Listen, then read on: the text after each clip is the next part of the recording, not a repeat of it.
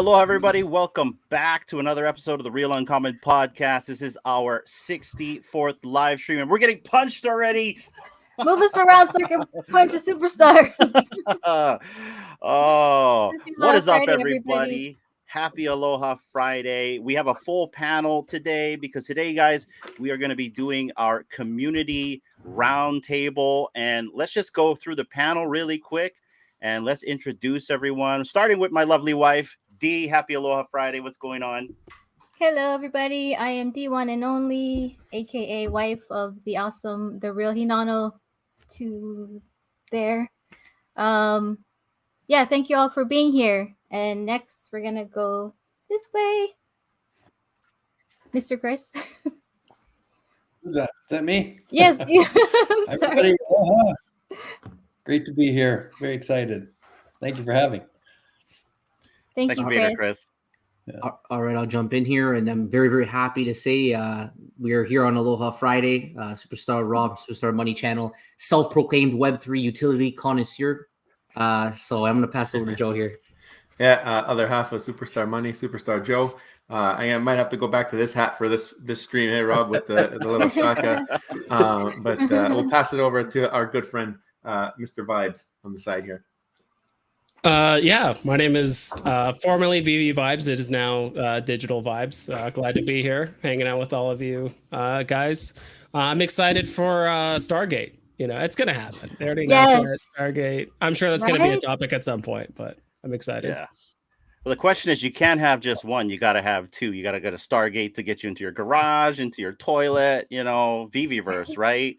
But by the way, Vibes, I was trained before we got on the stream to make sure I don't say VV Vibes anymore because I have a bad habit of saying VV Vibes. So Digital Vibes, welcome to the program along with Joe and Rob. Rob, who I like to call the Hawaiian ambassador to Canada. And then our good friend Chris here. Guys, thank you for joining us tonight. Tonight, Dee and I wanted to do...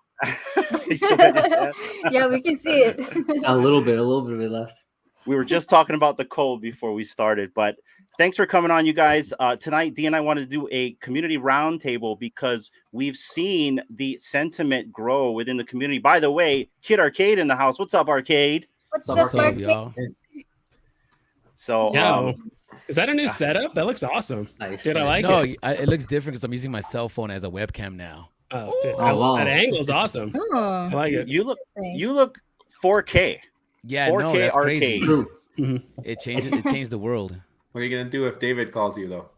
Oh, I might not pick up because I'm with the Real Uncommon Podcast right now. That's right. You better tell David you got to just leave a message. yeah. Well, Arcade, thanks for joining us. We're going to get right into these topics. So we only have Rob and Joe for a short amount of time, but we want to do a community roundtable because we wanted to talk about the sentiment in the community, specifically the uptrend that's been going on recently. And there's a couple things I want to show here in terms of what's happening. Real quick. So right here, I got some talking points. Right now, we got some positive sentiment in the community. Feels like a rising tide is lifting, not only for these projects, but just the NFT and crypto community in general. So I want to actually show this picture. This came from Comics and Crypto right here. And so just today, it looks like a pudgy penguin sold for $70,000. Is my understanding, Joe and Rob, you guys are in this project. You guys have a bunch of pudgy penguins. Am I right on this? Yeah, all right. We do not have an NFT pudgy penguin, but I have a physical. Oh, I thought you had one. No, I think I you guys cover the project quite a bit. We actually started tracking that at what was it, 5 ETH, Rob? Now they're over 20 and passing Bored Apes. Wow. We didn't want to spend 5 ETH for it, but we liked the project because of what the guy was doing on what's his name again, Joe? Luca Nets. Yeah. Luca Nets, yeah. Luca Nets was trying to find ways to bring some kind of utility and benefits to his users, and then we saw that they had like in San Francisco in the NFL game, they had an advertisement for everybody to see on the Jumbotron. Like they were doing just crazy stuff. They have the whole physical side, so. And we were interested in the project at the time, and that's when we started looking at those 5 ETH, and we're like, well, I mean, that's quite a lot of ETH to put down. And then I felt like almost overnight, but really it was like a month or two. Yeah. Now it's like 20 ETH floor. It's crazy. It's crazy. And then also this CryptoPunk sold for 235K.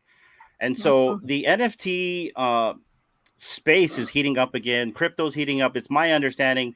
And I'm just going to go on a wild guess here. It's because of the Bitcoin ETF. Now, here's a little bit of VV here. And I'm just using this as an example to gauge because we're kind of in this space. It looks like a few of these comics have gone up in price. I specifically bought one of these comics the other day, and it's gone up in price. You got the VV logo going up in price. So having said all that, and because we have these tailwinds in our community, what is your guys' insight in this, or your perspective on the positive sentiment in the community, these rising tides for these projects? What is your guys' opinion on this? Let's start with Arcade. Wow, thank you. I was thinking about that today, and one of the things that I was trying to tell myself was trying to talk myself out of thinking was maybe everybody is just tired of the bear market. I think that last year was just a tough year for everybody, and I think that maybe we're just making it happen because we're just tired of it being so low. We're like, all right, you know what? We're just putting money back into the ecosystem, and it might be a little bit of that. As far as for me, is like that. I kind of had a change in perspective the beginning of this year, especially with the VR headset being released. It seems like, and we're seeing more companies getting involved with the NFT space, and I think that all that coming together is creating a buzz around it again. Interesting. Okay. All right. What is your insight and thoughts on this, Vibes? Well, first thing I'm doing is I'm selling all my stuff and I'm buying a bunch of Kid Arcade NFTs. That's what I'm doing personally. But aside from that, I think a big part of it is the Bitcoin halving, right? There's a lot of stuff going on. I feel like that's been like a big thing in like the crypto community, like the last year. I remember there's like a countdown, like it's like 11 months away, 10 months away from like the Bitcoin halving for the most part. At least on like the VV side of things, I definitely think ever since they actually delivered on OUP, or like we actually could start spending our like MCP points and stuff, that's when it was like, okay, these points matter. Now we can actually see how we can like spend them and like actually guarantee drops, right? If you spend enough points. Ever since then, I've noticed that comics have been going up. A lot of listings have gone up. Like I remember the last like year and a half, I would look at the market. Some things would go up like 15, 20% at most. Now there's tons of stuff going up like 300%, 100%, 50%, whatever it is. A lot of it has to do with the fact there's just thin floors, right? There's a lot of secret rare comics and stuff that have like 4 or 5 on the floor. So it's very easy for it to like jump up in price. But yeah, there's just a lot of spending going on. And so I think people are finally getting excited that like things are finally coming together. Before everything was so low resolution, it's like, okay, now we got this piece of the puzzle. All right, now we got this piece, and that's starting to slowly come together. PV still has a long way to go. I'm not, throwing hundreds of dollars at just MCP points just because I can. I actually watched Rob and Joe's video about the MCP, like their strategy, and I have kind of a similar one where unless you're raking in 5,000 points a day, it's like you kind of have to pick and choose which drops you want to go for, and you ideally want to go for the drops where it's like you're guaranteed to get what you want if you land it, not you have a chance at getting a 1% chance of getting what you get, right? But yeah, the overall sentiment I think it's just positive. There's a lot of things planned, and also just I think VV is just hiring more people like Foster Hill and stuff like that, where it's like there's a community manager, there's a lot more communication going on as well, and kind of getting people outside going into VV, getting those perspectives as well. So yeah, no, I completely agree. And so I've actually been putting a little bit of money into VV. I haven't in a while. I've been trying to like sell stuff, and even then, or just kind of like do that opportunity cost, because to sell something really quick, you really got to let it go for something you don't want to let it go for. So I've been doing some of that. I am a bit concerned. And I know Arcade was talking about this in his live stream just about half an hour ago in terms of the prices going back down. I really believe they can go back down. I think right now we had a pump with all this sentiment going up, but any lull after that, I feel like someone's going to start lowering the floors or something like that. What's your perspective on this, Rob? What you got there, Hawaiian? All right. I mean, this brings us back to our roots in terms of like sentiment and understanding valuations. Like when we try to formulate an opinion, we just see if there's any kind of data that we can draw upon to help us make better decisions. It doesn't guarantee that you'll make a better decision, but usually the more information you have, the more data you have, the better decision you can make. So I'm actually going to share my screen here. You guys can pull it up maybe. So one thing that we like to use is Google Trends, right? So as you guys were talking, I just started pulling some stuff up on Google Trends, and we can see that if you type in the word crypto worldwide, this is like over like the last 12 months, there's an obvious increase in interest in crypto. So without question, right, the price is increasing. People are actually looking this up. They're searching it. They're learning more about crypto, and they're probably putting a lot more money into crypto. But here's the interesting thing. If you look up NFT, you don't actually see that same thing translate over. So I know that if you look at different NFT projects, maybe we can say, okay, the sentiment looks like it's better, but how much of that is actually meaningful and tangible that's going to actually hold and actually bring in new users? So like that's one thing that does concern me. We don't really see an increase in people looking up NFTs. We definitely see it on the crypto side. And the last thing that we like to use a lot is specifically for Vivi. And I'm gonna have to get really used to calling you digital vibes. Okay, like you can't. I think it was a great decision. 2 years of us saying Vivi vibes over and over again, and I got to just switch my brain out. Yes. But you did bring up Vivi. So one thing that we love using. Shout out at Rootless Girl on X. Everybody should follow her. She has her tracker, and her tracker is showing that the average daily new active wallets is only 12. So that leads me to then say that probably, and I agree with you 100%, by the way, digital vibes, that ever since MCP was released, comments were like pumping, like things that were like good for MCP, they went on a run. But it also leads me to believe that this is the people who are already here finding the money to buy these things rather than new users coming in because crypto now pumped and then they went to the NFT space and they found Vivi and they're buying stuff. And I think that's for all NFT projects. I think that with the Pudgy Penguins and some of those like big time NFT projects, maybe you have some crypto money going over. But I think in kind of like this walled garden digital space, I'm not convinced yet that everyone's jumped over here. I think it's the people who are here committing more of their dollars. Actually, Hanel, as you just said, right? You haven't put money in a long time. You started putting it now. And I think the data backs that. Anyways, that's my 2 cents. Yeah, I agree. How do you follow that? Yeah, I agree. In the sense of just like I think people just kind of opened up their wallets a bit more, and I think people have definitely slowed their spending the last year and a half because of the bear market, right? Like it's just things are so. Why would I buy something if I feel like it could drop another 20%? I'd rather just wait until I can kind of get some confirmation, like okay, things are on the uptrend. Now it's time to spend. Go ahead. So another thing I think too that will help is at least in the US. For tax season coming up and people are getting their refunds, they may have more money to allocate into buying more crypto or get into projects, kind of play around and see where that goes. Well, I also think it's an election year. No, it's okay. I think it's an election year. I think the government's going to print money. I think they're going to try to bribe us voters. I'm just being honest, guys. But besides that, what do you think about this, Chris? What's your insight on this? You're kind of like, you've kind of seen it all. What do you have to say about this? I come at it from a little bit of a different angle because we've had Bitcoin and Ethereum ETFs in Canada for closing in on 3 years. So I've got quite a bit invested in that. And I think from a macro perspective, this is the change because you have to look at the numbers, what they were, but it was something like $12 billion yesterday transitioned out of fiat investments into ETFs in the US. That's billions of dollars. So what's happening is that the crypto market has found a way to make it easy for the masses to start investing. And you're starting to see a lot of the brokerage firms move from that old, very conservative, very mainstream media fed narrative that sure, whatever you got to play around with,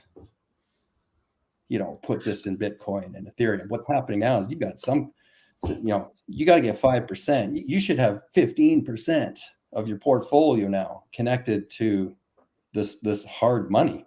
The narrative is changing. And I think as the narrative changes and you've got dollars flooding into basically Bitcoin right now, Ethereum is right around the corner.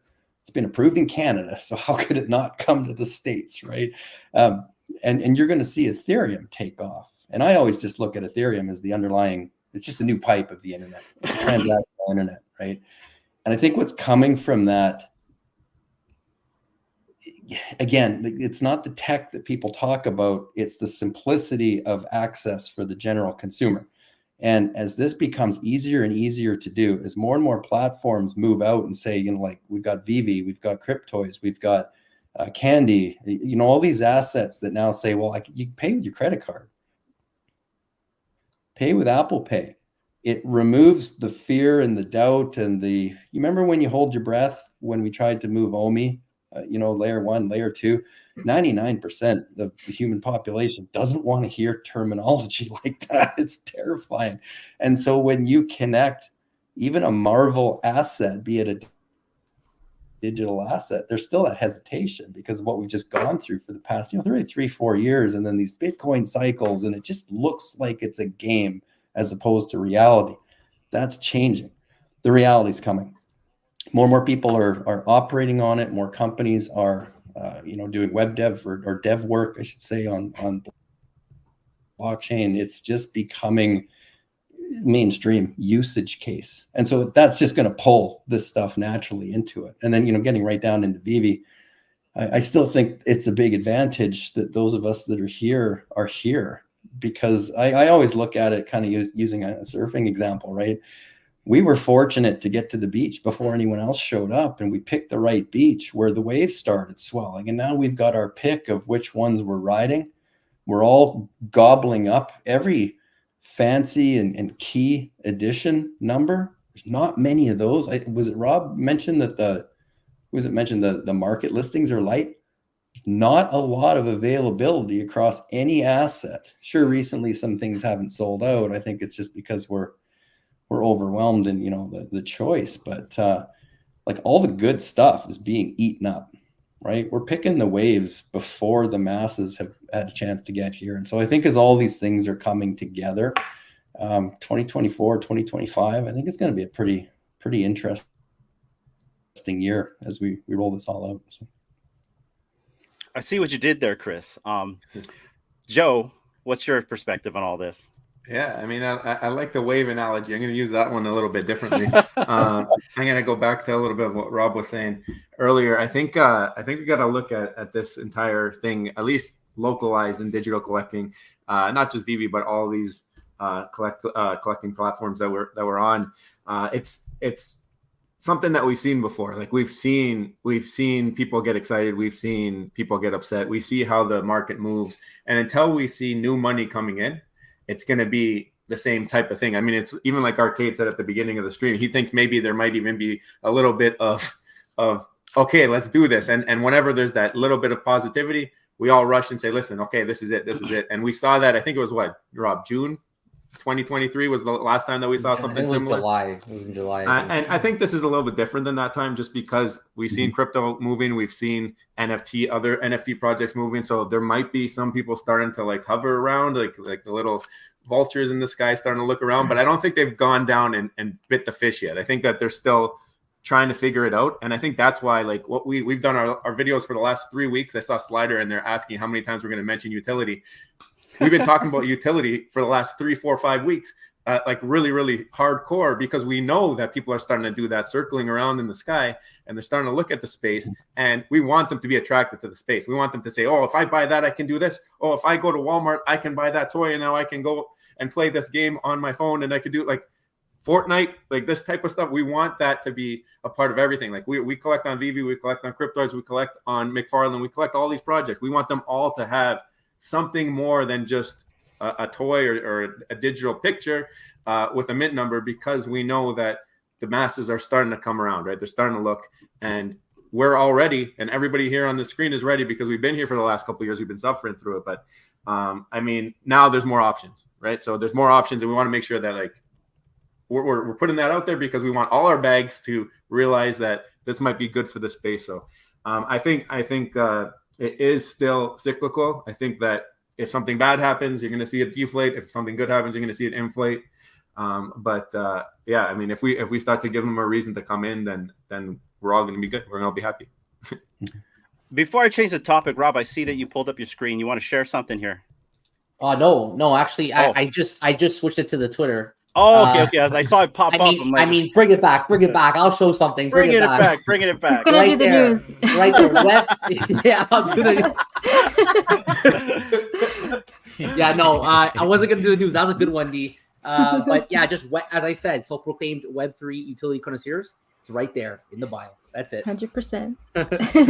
There's no doubt on that, you guys. Okay, so we're talking about the positive sentiment. It sounds like we're still slushing around with our own funds in here. So, but there is still uptrend going on. I mean, you've shown it. You've shown at least crypto is uptrending. So something's going to spill in here sooner or later.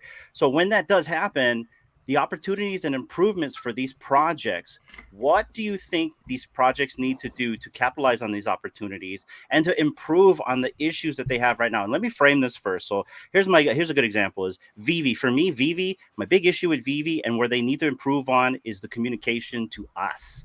I really feel like we're not getting that still. I'm not sure why. I know that we have community managers. I just saw that Foster was on. He had a recording yesterday. Miss Deuce Geek, I haven't really seen her do much other than some YouTube videos. So for me, specifically for Vivi, I really hope that they improve on the community sentiment by actually doing AMAs again, by responding to people, stuff like that. Now, another project I'm going to mention, I'm just going to mention two because these are my two heavy hitters to me, which is Cryptoys. I really feel like they've reached a lull and they need to get a little bit more momentum in the project. I understand that we're waiting on the marketplace. That's the biggest issue is they don't have that marketplace. So the improvements for them on that marketplace will help because I feel like Vivi's marketplace is kind of what keeps people going, at least within that project. I know Arcade said that a lot. You know, Vivi has an actual functional marketplace. That's kind of where we all are at, but you know, buying and selling is not enough. So that's kind of the framework for this question. Let's go with you, Arcade. Okay, so we're talking about Vivi or just talk about a few projects or? It depends on the opportunities and improvements. Specifically, this is a broad question. You can talk about Vivi, Cryptoys, whatever you want. I think that for Vivi, something that happened when David Yu went on Mona's channel a few months ago, right? And it was marketed as a channel for the mainstream to learn about NFTs in the Web3 space. And I thought that it was such a disservice to have, and I would blame the Vivi team for this, because whenever David Yu goes on a platform to talk about these collectibles, he needs to have a folder of assets to where we can see these things in AR and functioning actually, besides just the fact that we're saying, hey, they're just more than JPEGs. Like as he's talking, we need to see these things happening in the background. And I would include that with the Funko Pop, because we had a physical Funko Pop that would have introduced a whole new wave of new people, Funko people, that would have understood a little bit better what a digital collectible was if there was a video of it under the purchase page of the Iron Man 18-inch. Like there was no video. It just said digital collectible, and people don't know what that means. So something like maybe that type of marketing, like them to be able to implement, because that's what's going to bring the people. That's what makes this fun, right? The AR function, the drivable DeLorean. This is the type of stuff that I think will get people excited. It what got me excited. And I don't think they do good enough job to put that in the forefront. Up until recently, where they had that Vivi commercial where they had that little green, the Tokidoki monster, and they were, besides that. But I think that with Vivi, again, the communication, I think it's a big one. But I think that, even with my project, I'll say one thing. When I talked about a Kid Arcade comic book a year and a half ago, it still hasn't happened, but there's a lot of moving parts to doing things. So if there's a lot of moving parts for somebody like me, I can imagine a big company like that. So I think that, they're doing a lot of good things, but there's some things that, man, you guys are dropping the ball. We need some put collectibles in the forefront. Cryptoys, marketplace, app, and gamification. We don't even care about a marketplace. If you guys give us gamification, I think we'd be happy. McFarlane, app, and being able to enjoy the showroom without using a PC, because I'm a Mac user. So possibly McFarlane, making it a little bit easier for Mac users. Also an app, so we can play with our Todd McFarlanes in AR. And Elmon X, same thing. I love Elmon X. So I think that the technology has to catch up with the dreams. I think that's just what it is. The dreams started moving way too faster than the technology was becoming available. So I think that I'm just excited for the technology to catch up to what was happening right now in this space. Awesome. And welcome, Fro Bro, to the panel. What's up, Fro? Good to see you. Happy Aloha Friday. Fro, we're just going to spill right through these topics because we only have Joe and Rob for a few bits. So I'm going to go straight to you, Rob, Hawaiian. What do you say about all this? Yeah, I think when you talk about opportunities and improvements, I think every collectible company that we track really needs to focus on the improvement side. The opportunities there for all of them, which is they need to build a future where the masses are going to find them attracted in an open sea of projects, an open sea of digital collectibles. So, I mean, improvements down the board. I mean, all of them need to find ways to become unique with their utility so that in the future, when people actually want to go and start using these assets, buying NFT digital collectibles, you got to give them a reason to use it. We talked a lot on our channel about free copycats of them, right?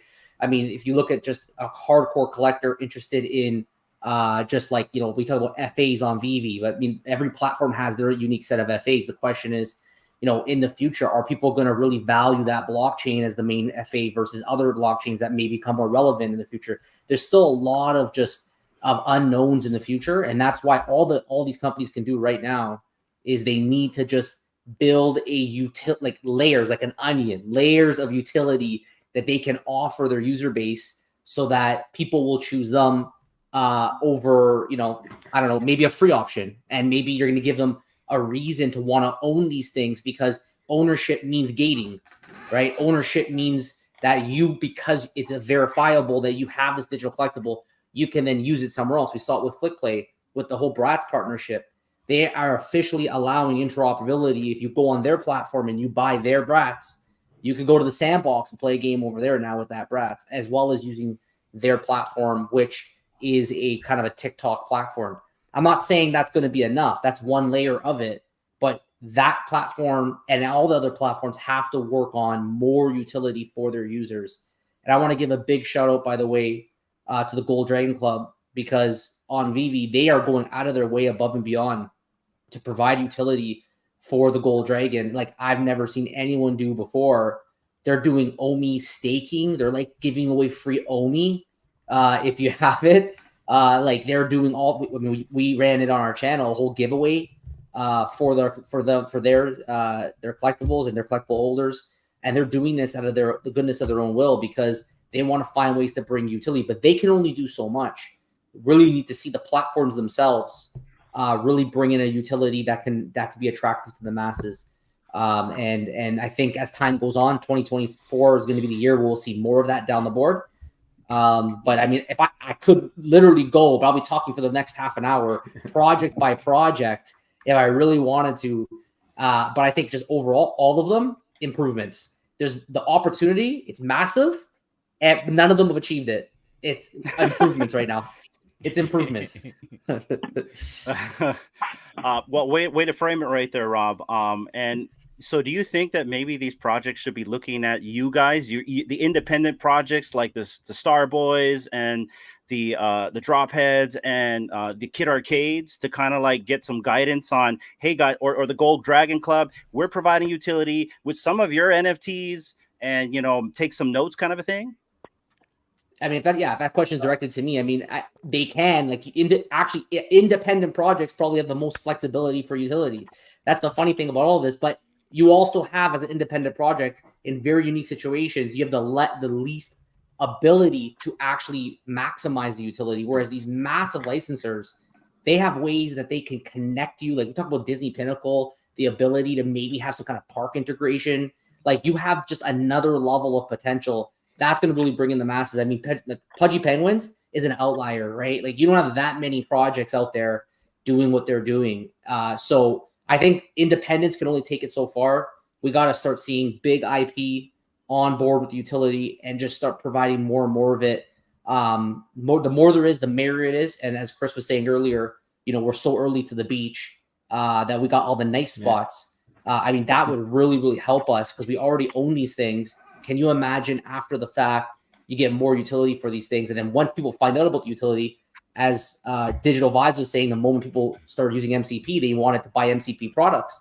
Those things inflated quickly. If you were there before, you could take advantage of that. So utility is only a good thing for everybody. It can't be considered a negative thing or a bad thing. And we should definitely make sure our voices are heard. And we try to do that on our channel to all the companies, that they know that we expect that in the future. And we think they actually need it if they really want to continue being successful for years and years to come.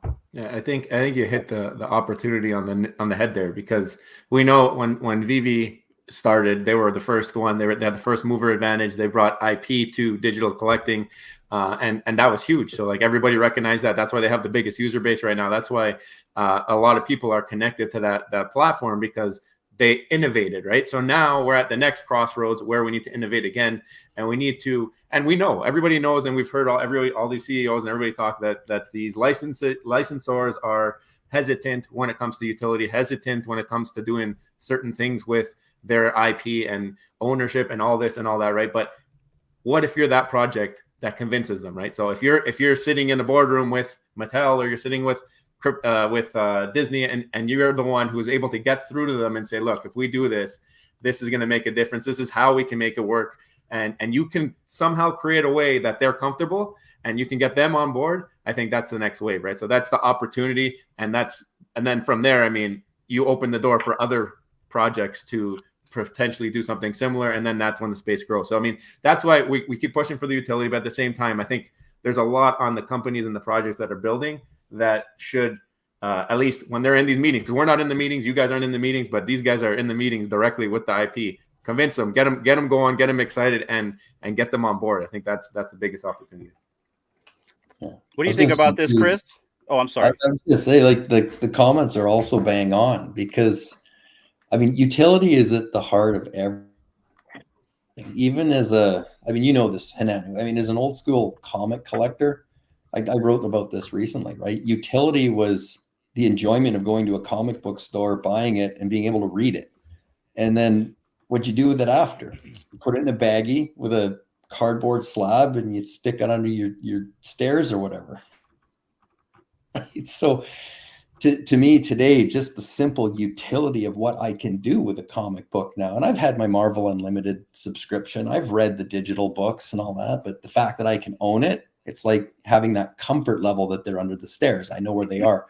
I can sell it. I can ship it. I can talk to a potential buyer anywhere on the planet. From an e-commerce continuing revenue source for VV and Candy and all these companies that do this, that is a massive amount of utility. So I think it's almost becoming, you have to differentiate the type of utility. And I think Biscuits mentioned this in the comments. And, you know, how do you communicate that? And what market are you communicating that to? I'm not a traditional guy, right? I'm in my 50s. I came into VV from a YouTube video talking about NFTs before I didn't know what an NFT was. I didn't know what a VV was, and I didn't know what a Batman collectible was, right? But I was intrigued enough to do the homework and the research. The fact that I've worked in digital media for 25 years, I think led my path faster. If I haven't done that, if I haven't been comfortable, what Rob's point about there's going to be that aha moment, it is so parallel to how we grew up with Amazon.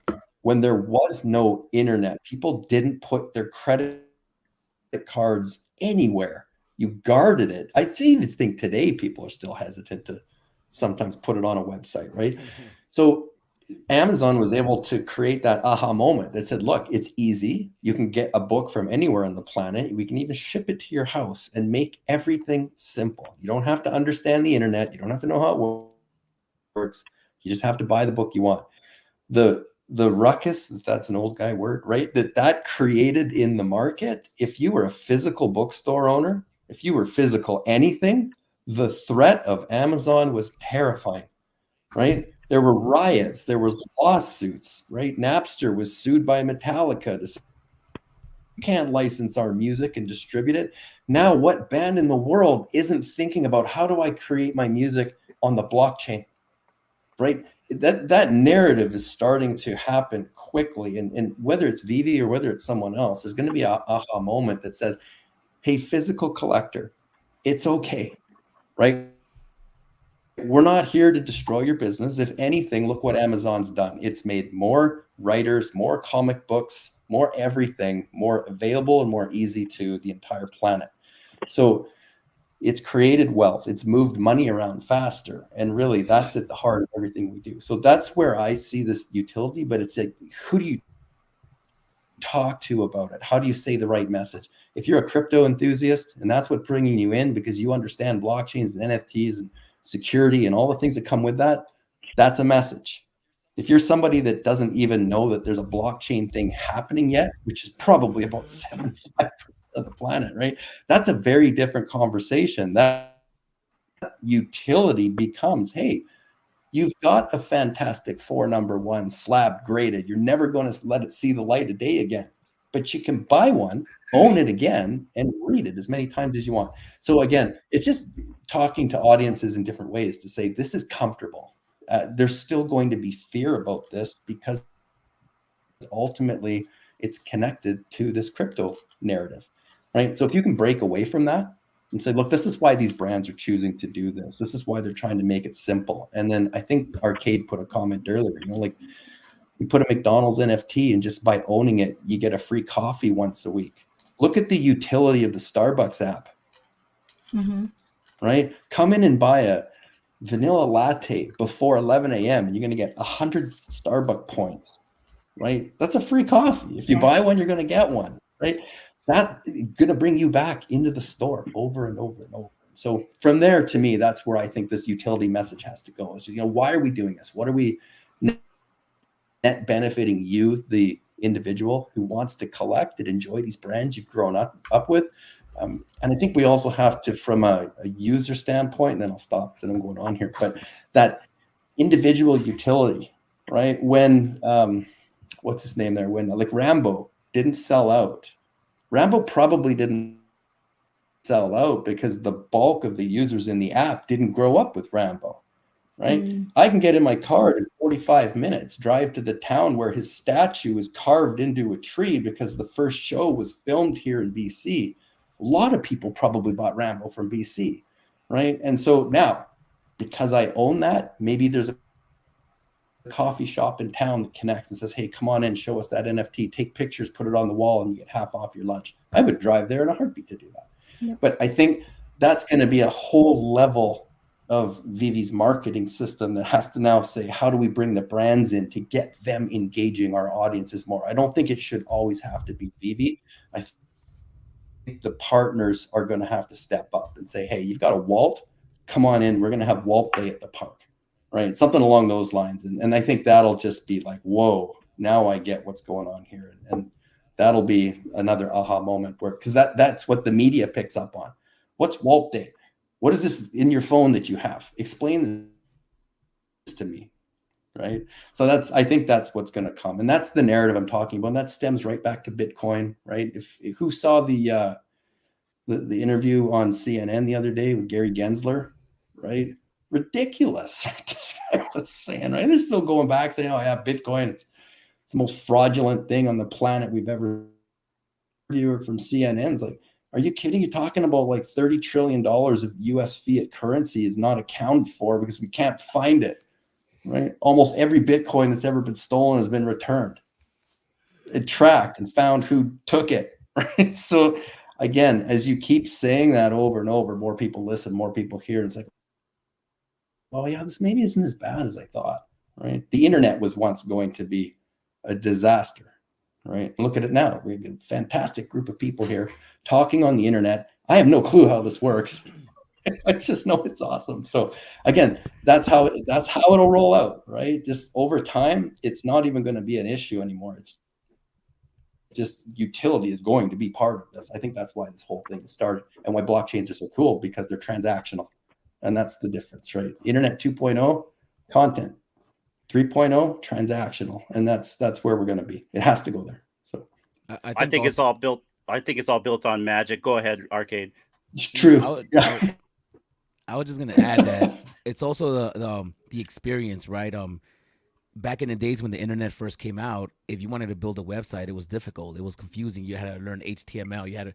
Now you can build a website with like a click of a button, like you build a Facebook or a MySpace page, right? So I think eventually the Web3 will become easier for people to use. And I think that right now it's a little complicated. Mm-hmm. Yeah. And just to kind of piggyback off that, I actually have like I'm actually going to probably start doing a video like once a month. I've been kind of slacking on the videos about opportunities that VV could improve on. I got some like street level stuff where it's like just everyday stuff you use on the app that I think VV improve on. First off, auto buy. There's been so many times I queued up or wanted to buy a thing, but I got busy with work because my work literally starts right at 9:00, like when the drop happens. So sometimes I get cut up on a call or a meeting or something happens and I completely forget about the drop for 15 minutes and I just completely miss out. And I'm like, I couldn't do it because I was busy with work. So like an auto buy feature. Another one I actually brought to Foster Hill, like in a Twitter post, which is security. Right now, like if someone just stole my phone, they could just get on VV, log in the app, no security, no PIN code, no nothing. They could sell all my stuff to an account. They could just floor everything for super cheap, have an account of a different guy, pick it up, sell that, just kind of launder the money. Like there's zero security. There's no option for security right now on the app. Like I said, there's no security. So it'd be nice that if there was like a PIN code to initially log in, or maybe for a transaction, you got to put in a PIN code, at least have an option there. Not everyone has to do it, but at least have like a security option where if you're going to sell something, buy something, log in, whatever, there has to be a PIN code to do it. Another one was the view for comics on the app. We have like almost 300 comics on the app. And if you look on the app, the comics are like 2x3. It's like, if you want to find a specific comic, you don't know the name, you have to scroll through over 100 rows of comics to find what you're looking for. So it's like, I wish there was an option to like shrink the comics, make them 4x whatever. So and it crashes. Yeah. Then it crashes. And then, so that's some of like the everyday stuff. Another one is like, just better utility. I think everyone's just kind of hammered that point where it's like, really get the licensors bought in, either do voting stuff like they did on like the Batcal stuff, vote for a comic that everyone can kind of gets to utilize. Same thing with like having invites, getting whitelisted for certain drops. Hey, people, we're doing the Star Wars drop. If you own the original golden moment of R2-D2 and C-3PO, you get whitelisted or you're automatically accepted to buy into this thing, right? Also giveaways and airdrops. Mm-hmm. If you hold this set, you either get a physical, a digital, or whatever. It's almost like getting a dividend, right? For getting a stock. It's like I can either sell this to someone else, or I could just keep it and just sell it later, or just kind of have it for holding. And as the utility gets better, that encourages renting, right? At that point, it's like, or if the utility's so good where if I own the Elsa drop and if you show Elsa at the Disney park, hey, I got an NFT and you can get a special picture with her. She can give you a little card for your daughter or whatever. It's like some sort of unique experience that you can only get if you have an Elsa NFT. That encourages actually renting. That increases more revenue for not only yourself, but also for the licensor. I'm still a big believer in like raffling off items. If you're trying to sell a walt, not everyone has $6,000 or whatever the price is for a walt now. I think it's like 4,000, whatever it is. Or what I could do is I can sell 4,000 tickets for 4 gems each, and people can buy a ticket for 4 gems, because there's a lot of people that would love to own a Grail, but they just can't do it, right? But if someone's selling a Grail for X amount of tickets, I can buy 10 tickets. There's a lot of people that'd be willing to spend 40 gems at a chance to sell your MCP points. That's a great spend idea. Spend MCP points, OUP, whatever it is, or maybe you have to be a certain level to do it, and it works out for the seller, because let's say the floor is 4,000. Now I can sell for 5,000 because now I'm spreading out the price to 1,000 people, not just one person. So now I can actually sell it for more because I'm raffling it off to more people, and that actually gives new users a chance to actually win a Grail, at least if they want to gamble the money, right? Because now it kind of seems like a lot of the time where you can still get lucky and land a Grail. We haven't had like an Uber Grail like Miles or Walt or anything like that super recently, but that at least just it kind of gets people excited, like, oh man, someone's selling a Secret Rare Miles. It's up for raffle. Go buy your tickets. Go buy, whatever. Like it gets people excited about the community because it's all community driven. The other one too is packs and cards. I think that's like a huge vertical. Having unopened packs. That's the one thing I loved about Candy. I was kind of getting a little checked out with Candy. I'm trying to remember what it was. Palm DC. There's a period of, I'm like, where are they going with this? Like they're just dropping comics and like there's not a lot of utility going on. The Batcal kind of utility's falling off. There's not much going on. What's happening? And then eventually they move over to Candy and you can sell open up packs. Ever since then, I just buy the pack, don't open it. I know for a fact a year or two from now, someone's going to want to have an unopened pack. So it would be awesome if you got something like obviously Pokemon, but also like, Magic the Gathering. There's so many good card games where it's like, if you could just get a pack and you just keep it sealed, just don't open it. Some people might even argue that's part of the series, right? Where it's like, all right, I own the common through Secret Rare, but I also have an unopened pack. That is part of the set too, in my personal opinion. And then also you got to get licensors bought in. Like Vivi can advertise as much as it wants, but until we get Marvel handing out flyers or sending emails to people saying, hey, by the way, we're selling our NFTs on Vivi and you guys need to check it out or whatever. It's hard for people to kind of get over that hump unless the licensor themselves says, hey, we're bought in, this is happening, this is the utility we're going to give. But yeah, I know I kind of just threw a lot out there, but yeah. Hard though, because I know on like Marvel Unlimited, if you go and sign up for I think it's if you get an annual membership, it's like $100, $120. You get to get a starter pack, right? Where you get a physical Daredevil and you get a copy of his almanac and a T-shirt, and like they're gifting you as a thank you for signing up for the membership, right? Kind of like MCP points, I guess, in a little bit of a way. But imagine if you buy certain assets, or the first time you buy a Marvel, this or that, and it's at this spend level, you get this reward. I think that's so. That's what I was mentioning earlier. Like once the partners and the brands that were involved with get involved, that's going to be like game changing. Because what are we up to now in terms of brands? Really, 240 on their roster. We've only launched like 100, right? So I just think the packs I do like too, because I know was it Comics and Crypto just put out that the guy that found an unopened OPG hockey card box, and is it's the year that Wayne Gretzky started. So they figure there could be at least 15 Gretzky rookie cards in that pack. Each one of them's worth $1 million, but the pack is worth more unopened, right? Because it's the speculation of what could be in that. How exciting! But I mean, how many? That's 40 something years. You got to hold on to that, right? So again, right? How fast do we want it, and what do we want in terms of that utility? There's easy stuff, low hanging fruit we could do all day long. My only thing is like in the market, it was hard. Like today, I didn't have Magneto and Professor X, two of my favorite. I'm an X-Men fan too, and I found two pieces that were for sale on the market. And the guy that I bought them from, well, his only communication source was Telegram. Right? I haven't been on Telegram. I'm dating myself. I haven't used that. I didn't even have the app. I had to go download the app, figure out how to use it, figure out how to connect with this guy, send him a note, and he's like, yeah, hey, great. And we ended up putting the deal together. That was a lot of work, right? Like, why can't I just connect with him through the app? Send him a ping and say, hey, connect with me. Here's 3 or 4 ways you can get back to me.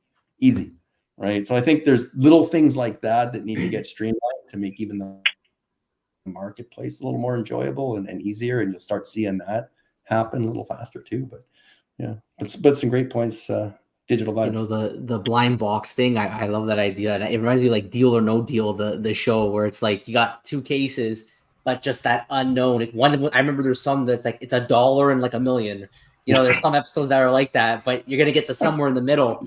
But the blind box is a great way. I think people would really have a lot of fun with that if you can actually buy the blind box and then choose to open it. I mean, Cryptoys already has that, but if we saw that on other platforms as well, it would be a pretty cool way of doing it.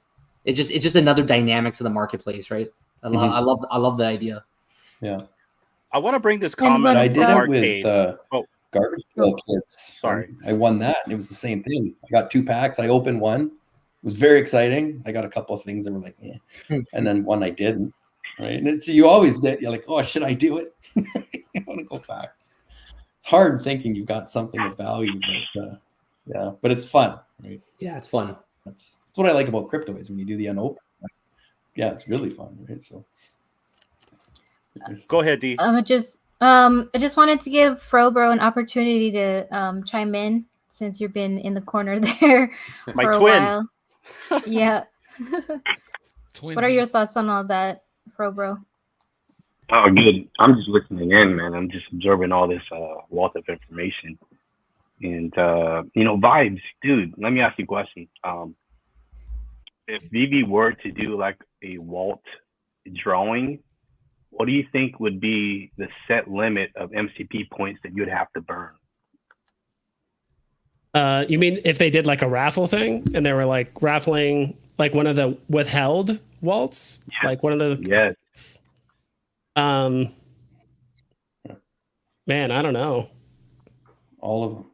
Yeah, all of it. All in. It's tough because Max. it's a totally different way of doing it. The way I figured of doing it, that it's the community that does it, not Vivi. So Vivi would like facilitate obviously the platform to raffle the tickets.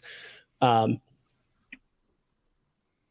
that's the other hard thing too, because like you have to put a price on it. So if someone is trying to sell a wall, they have to put a price, and then they choose how many tickets. Hey, do you want to be 10 tickets, 100, 1,000? Whatever it is. I think most people would probably do as many tickets as possible so people could buy all that stuff. But if Vivi did it, it would be kind of tough because it would just be more of just like a bid than like a raffle. Because I don't know if they would just do it for floor price. Like, I'm not sure how that would do. But I do think there should be some sort of MCP burn involved. Like, hey, every ticket you buy, you got to burn this much MCP for each ticket. So it's not only burning gems to do it, right? You also got to burn MCP. So if there's 1,000 tickets, every time you put in a ticket, you have to burn 100 MCP, which doesn't sound like a lot. But if you're buying 10 tickets, then it's 1,000 MCP, or they can crank it up based on the value of the collectible or something like that. But if someone is trolling around, right, and they try to sell a Toby for 10 million gems, and they sell a bunch of tickets, like, no one's gonna, if all the tickets are bought, then the sale just doesn't happen. So you have to put it up for a compelling price that people are actually going to buy up all the tickets. And I think in order to stop people from doing that is if you put up a collectible, you have to burn a certain amount of MCP, and if it doesn't get bought, you just lose that MCP. So it prevents people from just randomly just putting up a bunch of collectibles for raffles. So you're incentivized to actually put up a competitive price that people actually want to buy up all the tickets, because you're burning MCP to do it as the seller. Yeah. Okay, I got a follow-up question to that. Let's say Vivi does go, we're going to raffle off one of the vaults we're holding off. Yeah. One ticket, one entry, that's all you get. Right? Yeah. What would be fair for the amount of MCP points you got to burn, that you win or lose, you're losing the MCP points? What would be a good number? And like, your thoughts? It's a wall, bro. I know. It's hard because like MCP points are kind of like intangible. There's no like dollar value tied to it. I mean, you can kind of like reverse engineer. I'm sure like Rob and Joe would find some way to like reverse engineer the numbers and the points and all that stuff. And like, hey, by the amount of points you burned, you actually ended up burning this many points, but as over a course of time. I don't know. I think I genuinely think there should be something like that, or at least Vivi should sell certain collectibles for a massive amount of MCP points. I'm talking like 1 million points. Like, give the whales something to actually like buy, like an exclusive store where it's like, hey, this collectible costs 1 million gems. Or not 1 million gems, sorry, 1 million MCP points. So those whales that have 4 or 5 million MCP points, like, cool, I have something to buy. Now me and 3 other people are the only people that own these collectibles. I don't know if they would raffle it like a Walt. That's tough. I don't know. 100,000 points, 200,000. I don't know. It depends, because some people are like way in different spots. I think they gotta be careful. That's all my points. That's what I mean. I wouldn't even have that. Yeah. They got to be careful, because they're trying to grow the app, right? You're not going to grow the app if you're making MCP too OP either, right? So 500 MCP all day. Everybody exactly. Yeah, that's what I mean. Like, they should kind of have like an exclusive store, like just complete MCP dumps, like just sinkholes where whales can occasionally buy collectible that's exclusive for whales. They're going to trade amongst whales, right? Because for this 1 month, you can spend 1 million MCP points. You get collectible. Yeah. Go ahead. It's like airline points, right? Like I can buy a seat in chicken class, right? Just in the back of the plane, low value, don't care, just trying to get from A to B. And it's whatever it is, 50,000 points. If I want first class, it's 1 million, right? But it takes me longer to get into that million club to be able to do that. I have to fly more. I have to invest more. I had to start earlier. Like, no one comes into an airline rewards program complaining that they don't have enough points. Now, the airlines sometimes do great jobs, right? Sign up for our visa, and we'll give you, enough for a free flight, 50,000 points, whatever it is. But it's very similar to that. And so that becomes do you want the first class, the premium asset? Then it's probably going to be a higher buy-in, right? And I think we're going to see that evolve fast. Like, even what we've seen over the past few drops, where you can bid points, right? Not a lot of people are bidding on comic books that are $90 physical world values and all that. they get to, I know Fro, we had that chat, right? They get to the point where they decide it's a good idea to drop Captain America #1. Who's not going to put $500,000 if you've got them again, right? There's not many grails of that level left that they could do. So I think you'd see a massive burn of points, and then everybody's starting over again, right? So it depends on really what you're trying to do and what you want to achieve, right? Guys, I want to jump in real quick. Arcade, I know you got to go. Final thoughts before you run. I love y'all. Perfect. I love you. Thank you for being here. I like Digital Arcade. Yeah. Digital Arcade is cool. On Vibes. It's funny because I wanted to change my name on New Year's, and I was like, what do I do? I'm like, the Kid Arcade, because there's another Kid Arcade guitar player. So I'm like, I can't use Kid Arcade. And I was like, Digital Arcade. Maybe that was going to be it. And good move. I saw you doing that. Good move.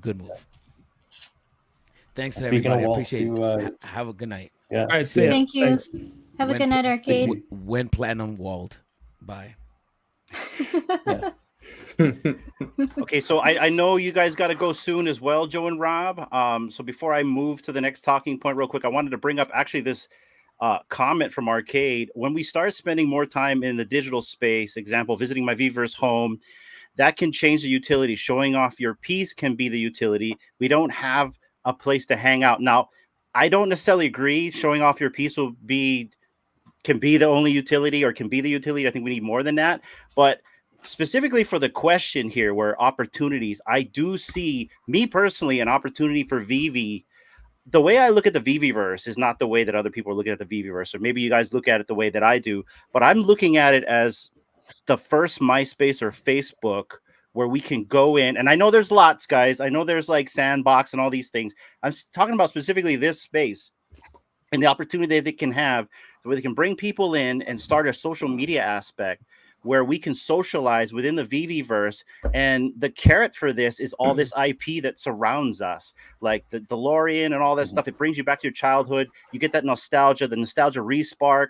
I mean, like Chris and I can attend to this, that we're a bunch of old guys that really shouldn't be sitting here hanging out with you guys, but we are. And that's my point. You know, I probably would have never hung out with Joe or Rob if it wasn't for this collecting app or met Fro or even hung out with Vibes. So there's that social aspect to this that I think VV can tap into even more if they do it right. And so that's for the opportunities. I see that specifically for VV now. And now we got lots of opportunities for all these other projects that I just don't have enough time to talk about. But specifically for VV, I see a social media aspect. And for me, it reminds me of like when MySpace and Facebook first came. Anything you guys want to add to that before I change topics? You first, Joe? Yeah, I mean, I agree with the first part that you said about how maybe not just having the collectible sitting there. I mean, we've done 3 videos this week about that, because we know that Disney's going to give Fortnite access to their IP. We already know that's happening. They're going to have some kind of metaverse where they're going to do something similar. And they already have hundreds of millions of people there. Like VV has to do something different. They have to set it themselves apart. I get you got a marketplace. That's the difference right now, right? So now if you can somehow mimic or have some kind of gamification that kind of matches Fortnite in the VVverse or something to bring people in to be excited, even if it's little things. But the buying and selling, I think, is a really big feature for VV. So if you can have both, that makes you different than Fortnite now, right? And that makes people start to say, oh, what's this one? On Fortnite, I can't sell my stuff, but over here I can. But if it's just placing them and leaving them around, I think they got a lot of work to do to become the go-to place, because I know that for me, that's not going to do it. And I think the whole point for Viva the first time was obviously buying and selling, seeing values go up. Now what's going to make the value go up when you have all these other guys doing kind of similar things? As long as they have a marketplace, I think if they bring that gaming in, it'll be something to help. So yeah, I think they could do it if they make it a place people want to be. Well, we don't really know exactly. I mean, I don't have access to it, but we know it's going to be more like a home space. If they can expand it to something like what Chris was saying, that it'd be easy in the app if he was able to reach out to somebody just to say, hey, let's make a deal. Maybe the Vverse is going to be that backdoor way of doing it. If our accounts are linked and maybe you can jump that person's home space. I don't really know. I haven't seen it. I know that people have beta testers right now, but I at least at a minimum what we saw at DCon, where you'll have a home space you can put your stuff. And I don't disagree with you. I mean, the social aspect of it is important. I think that depending on how it's done, it could really stand out. I think because we haven't seen it, it's just hard for me to know for sure it's going to have that impact that you're referring to. But that if it's an open world where, like, you know, I can just go in there and the entire VV fam is there, like everybody's on the app. It's almost like this GTA kind of experience, which maybe it's going to be eventually, but I don't think it's going to be that at first. Then it becomes a real social environment. And until then, it'll be more like, you know, maybe Hineno, you invite us to your home space and all of us just do this video in that home space, right? So I think that the social aspect absolutely is a beneficial form of utility. It's just how it's done. And if it's an open world version of it where, like, you know, you want to make a sale with somebody, you go in their home space, you see their thing, and you want to, you know, you want to talk to them about maybe buying it off of them and working with them. I think there's definitely some opportunity on that front. I think that's a good point too about the what do you call it, the social aspect, because Vivi's in a unique position right now that they actually have a good starting point. Like, they have that community built up. Like, there's we're all here right now. There's a bunch of us. We've seen them at DCons, at Comic Cons, all that stuff. So, like, they have that starting base, which a lot of these other projects they still got to build and cultivate, right? So I think they have that opportunity if they can make something special to really get going on it. So I think that's a great idea, Chris. The sales, like the Amazon place. Think about both your points, right? So here I'm in this VVverse environment, and you kind of nailed it. It's like, well, is going into someone's house to see what they've got hanging on their wall enough utility for me to, you know, go knock on the door? But what if it was replicated like a Sotheby's or a heritage auction? I don't know if any of you have ever seen this, right? You can go online and watch. They're crazy, right? And they're exciting. And you watch the valuations. Like you're talking about hundreds of thousands, if not millions, of collectors around the world that might want to attend this and watch. What if one day somebody put up the first public available edition for Walt, or some fantastic key edition for a Fantastic Four #1, right? These things are selling at heritage auction for $1 million at a 9.2 rating. What if you had a 1-to-1 piece, right? Or just that specific thing, and all of a sudden everybody in the community is galvanized? You could all just show up in this VVverse environment just like an auction. And what if heritage auction was involved and actually administering this? Because there's going to come a time, it's going to be impossible, where auction houses, and it's already happening, right? They're already auctioning NFTs, like the 2D versions. This is going to be like, oh, I just paid $1.5 million for a 9.2 grade physical Fantastic Four #1. Why wouldn't I want to have a matching digital asset to go with that and have both? There's only two that exist, a physical and a digital. I want them both. It's a set. And now Heritage or Sotheby's or Christie's is actually administering the auction in the VVverse, and we all get to watch and participate, maybe even bid, maybe use MCP points. Again, right, goes back. That's utility. That'd be fun. Now, I don't know how you set that up and administer it, right? But that's going to be somebody that's going to have to create an auction house and all that. Maybe it's in an Avengers Tower and you'll have to go. But I think that kind of stuff is like next level, because right now we've got all kinds of auctions that go on all day long. Half the time I never even know, and I miss it. I'm like, I probably should have gone after that one. Where's the alert system that says this is happening? Right? There's so many things that we could do to take advantage of that. And then you've got another fun aspect that it's kind of like gaming, right? To your point, Rob. But I think it's all coming. It's just we can't get here fast enough, right? We're all so excited. Yeah. I will say, like, if VV comes out with trading, I guarantee you there's going to be trade servers. There's going to be high roll trade servers where people are going to go in there and they're going to be like, unless you have a Walt, Superman, Todd, whatever it is, that's your gate, that's your key to get in. And then people are going to be, talking with each other, talking about trading this. Now I'm talking like, years in the future where people are going to want to be trading.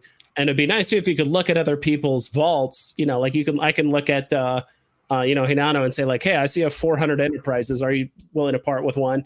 I saw this mint number one. I saw this mint number in your vault. I'm willing to trade you this. Like, can we do a trade? Whatever. And also, I do think there's some other video games where this is kind of a thing where there's like a gambling portion where people basically put up two items, digital items for a bid, and they said, all right, we're going to do this thing.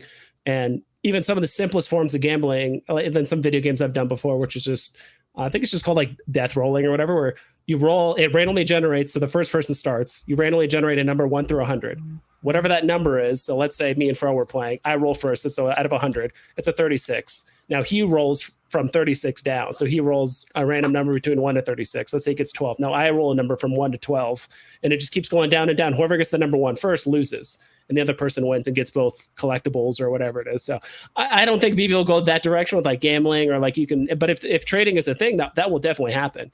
And then there's going to be a person that's a middleman that's going to say, hey, I just to ensure this trade is going to happen, I'm going to hold both of your collectibles temporarily. Whoever wins, I give it both to someone else, and you give the guy a tip, right, for holding it. And it's a trustworthy person in the community, kind of like how gem selling was done back in the day, but on obviously a much bigger scale. So like if trading becomes the thing on VV, that's going to be huge. It's going to open up a whole another level of aspect and then in community, trading and sentiment. And then people might get weird and be like, well, I have some collectibles that were never put on the market. Everything's been traded. It's never even touched the market, the history, it's never been sold, all that kind of stuff. People will always find ways to make their digital assets worth more than someone else's, right? Or like, hey, Fro, can I trade this to you? You hold it for a day, so your signature's on it, and then you trade it back to me. Okay, cool. Like that's another way to like get a signature, right? So, can you pull up my screen here? Just Absolutely. he just reminded me of an old video we made back in the day.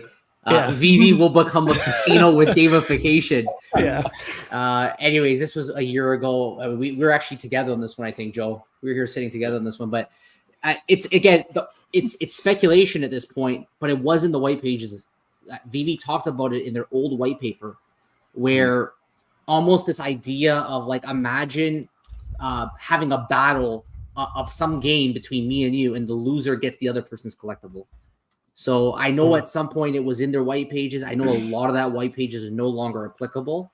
So I don't know if that's still going to be the case, if we will see anything even close to that. They were talking about finding gems in the VV verse. Like they were saying all kinds of things that I don't. And then we had AMAs with Reese, and he confirmed that some of those things are no longer going to happen. So I don't know if that's going to happen anymore. But I just reminded me of this video. I had to bring it up.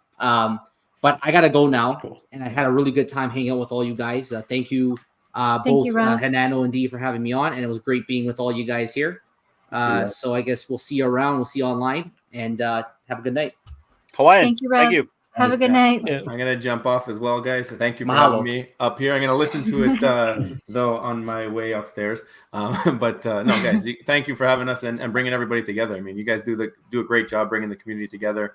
Inspired us to do something similar with our live streams when we were doing that weekly. Kind of fell off the horse there, but we got to bring that back. I missed the spaces. Where's the spaces, guys? I got up at 7. I'm like, something wrong? Is this the wrong day? I know, me too. Where's the spaces? Yeah, we didn't give you enough notice on that one. No, we're gonna have a new schedule for Wednesdays on Twitter. So we'll let everybody know about that as soon as we can. So until then, don't wake up at 7. Just wait until you hear an official announcement on that part. Okay, guys. Well, guys, thanks for coming. Thank you. We really wanted to have a balanced conversation and not just have a one-sided conversation. So I really appreciate you guys coming on because I really love the insight you guys give because it's very balanced. And appreciate you both for hanging out with us tonight. Thank you. Thank you, superstars. Right, Fro's got something. Fro's got something. What's up, Fro? Just want to say to Rob and Joe, I've been watching the last probably just straight 12 videos of you guys' bash on utility, and you guys are like nail on the head on that, brother. Like I swear, like when you listen to Rob, he's so convincing of why you need utility, right? I'm like, peace on, brother. Like I need it. Yes, I do. Yeah, all that vitamin D he got in Hawaii, he's got in charge. Yeah, like even the one from last night when you guys are kind of sort of apologizing, right? But I'm like, oh, come on, man. Like you guys are like it's always But yeah, like all right, nail on the head. I love you guys' video utility. I totally agree, man. You guys are spot on. We'll appreciate that. And I said in that video, we will die on the hill for utility. We'll die on the hill. You did. Like 3 times in a row. I was down this hill. We're all on the same hill. Yeah. Very good. All right, Thank guys. you guys. All right, guys. See you, Thanks. Sister Thank Bruce. Have a good weekend. Man, Bye. now they even got me thinking, like, even though we're dropping Wolverine, I'm like, does it have utility? Should I even go for it? Like, I mean, Wolverine, like, who cares, right? Like, but no, that's awesome. I'm glad we got him on. Yeah, and so I'm going to switch gears here. So now that we've talked about opportunities and improvements, let's talk about the future outlook for us with these uptrends going on right now in crypto and partly in NFTs. And so here's a good example. I want to pull up right now my screen. And so for me, I really feel like the biggest opportunity right now is a diversification of the people in this community. And here's an example for that. If you look at my little circle of friends here, you're going to notice something very interesting. It's a very diversified group. It's not just all VV. It's not just all like candy or cryptoids. It's diversified. And I really feel that the biggest opportunity for us, not only being here and kind of riding the wave of what's going to happen with all these projects, whether it be VV or cryptoids or candy or whoever else, is the people we get to meet, the people we get to network with. And I believe that's the biggest opportunity for us right now, is being able to network with all you fine folks. I said in the previous talking point, I would have never met any of you guys if it wasn't for getting into this space, interacting with people on chats like this. And so for me, now I'm able to like talk to CEOs and artists and rappers, you know, or an entrepreneur right down below us, you know, all these things. And so for me, that is the biggest future outlook for me, for this community, specifically for myself. What about you guys? Let's go with you, D. Oh, sorry, just kind of jumped in there. No, I feel the same too. I think all of us, if not like 97% of us, all started in VV, and then from there we learned about other projects, and we all kind of branched out to other platforms and projects. But kind of like at the end of the day, it all comes down to VV. That's all, like that's where we all started. And I think it's just gonna expand even more as more people come into the spaces and learn more about Web3, about digital collecting, digital investing, whatever you want to call it. And I'm very fortunate to be able to speak to so many people from like literally all over the world, from all the four corners of the earth. At any time of day or night that I want to, I can talk to someone when I'm supposed to be sleeping. Someone is awake on the other side of the pond. And yeah, I really am enjoying this whole social platform. And yeah, I'm really excited for whatever else is coming in the future of the spaces. What about you guys? What about you, Chris? It's hard to follow up. You guys are just nailing it. It's I mean, I say this all the time, the community. I mean, I've never really, I mean, I've been involved in communities. I'm a beer league goalie. You know, I was in a group of beer league goalies and don't really do a lot. It's not like we reach out and talk. It's like, hey, I can't make it to the game tonight. Can you come and play? Sure. There's my utility covered, right? But yeah, this is different. I mean, you guys have been just absolutely wonderful. I just adore you. The things that you do for everyone, these streams, these chats, these bringing people together, that's what it's all about. And yeah, I've met so many incredible people. Tonight was a great example. I got to meet Rob finally. I know we've DM'd and stuff, and you know, and vibes. You know, watched your videos. I'm on one with you. Like, this is mind-boggling for me. So, and Fro, like the artwork, Kid Arcade, like some of his work is spellbounding. I would have never known that artist existed if it wasn't for V. Right. And so when I look at how that's brought things together, the business opportunities, I get the odd person, you know, ask me, hey, can you help me look at this resume and stuff? You seem to understand what I'm trying to get into in this type of market. Everybody's helpful. No one is, I mean, there's fudders that, I mean, it's just what it is. But for the most part, like, we are all here to lift each other up. And I get up in the morning excited about what am I going to see on X today? Who won something? Who did something awesome? Who's proud of something that they accomplished? from anything, not just with collecting and whatnot, you know, career moves and getting awards and art and just the stuff that's going on. It's just really appealing. And then watching the videos of the events, unfortunately I've not been able to attend yet. You know, one day I'll get to one of these, but even though I'm not there physically, watching the highlights, the live action, the recaps, like, oh yeah, man. I feel like I'm as close friends with most of you and the people that I've never even seen their faces on X or Twitter than some of my own friends I've grown up with, right? Like, there's a level of commitment here that we all have each other's backs. And I just find that so absolutely appealing. And I feel bad sometimes for those that don't understand it. It's not just a group of comic book nerds and Marvel fans, you know, like there's some real stuff going on here that's galvanizing a lot of people and making a lot of people better. And even in my own career now, right? Some of you know, right? I'm in digital marketing and whatnot. Like, I use these conversations in chats with clients. It's like, look, I'm part of a community, and I think you need to know what's going on because you could probably get some success if you emulated some of this stuff. These are very simple models that are galvanizing hundreds of thousands of people and turning a lot of people that were shy, would never have come up on stage, turn me into a blogger. I never wrote a thing in my life, right? Now I blog. People actually read it. It's incredibly empowering. And so I think that if more people knew that was at the core of all this, the collecting is secondary, right? This is the group of just like, hey, let's go. Let's make something happen. And I think for any business that's out there, if you're a business owner, an entrepreneur, and you're not understanding this, right? Businesses fail because they can't get customers. They can't get buy-in. They can't get belief. They're not trustworthy. They don't do what they say they're going to do. They don't try. All of these things that are happening in real time, we are part of the engine that's making this vehicle move. And I'm thankful to be here. I'm glad I met you all. So thank you for that. Awesome. Yeah, thank you, Chris. What about you, Vibes?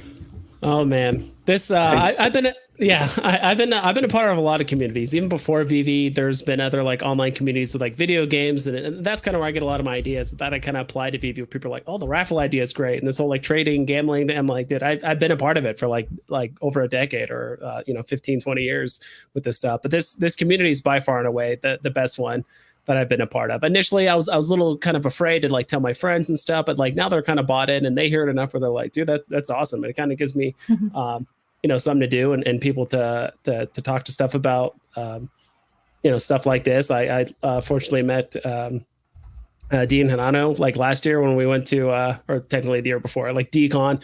That was a ton of fun. We talked about Star Trek. We talked about a bunch of nerdy stuff. I would have never met them in real life any other way. People from Hawaii, I'm from Arizona, like that. It just would have never, happened. And then, meeting people like, Fro Ecomi and a bunch of others and like Kid Arcade, like dude, these people are amazing. And a lot of these people I met in real life too. So I've had tons of fun. The community is like super positive. Obviously there's like, Chris said, there's a lot of fudders and people saying this and that. But we need people in the community with various personalities and backgrounds and different professions and this and that. So it's like, I know, and I know everyone here has played 15, 20 years worth of video games and knows, because there's been a lot of digital assets selling and stuff before even VV or even before NFTs. Not a lot of people know that. I've experienced that and actually made money doing that beforehand. So that's kind of where I get a lot of the ideas of like, hey, if VV implemented this or if licensors can get bought into this idea, like there's some opportunity there. So, but yeah, the community's been nothing but awesome. And I just hope VV gives us more ways to kind of communicate and talk to us like on the feed and stuff like that. I really wish there was easier ways for people to kind of like promote like special mint numbers and things like that, like on like the VV app or like the VV feed.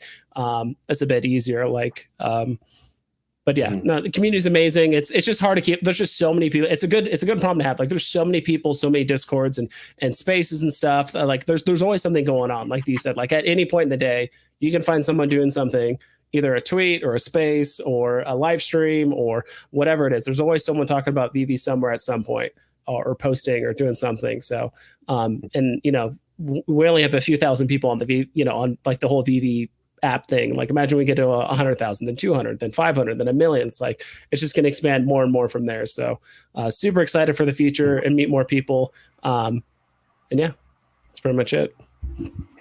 And what about you, Fro Bro?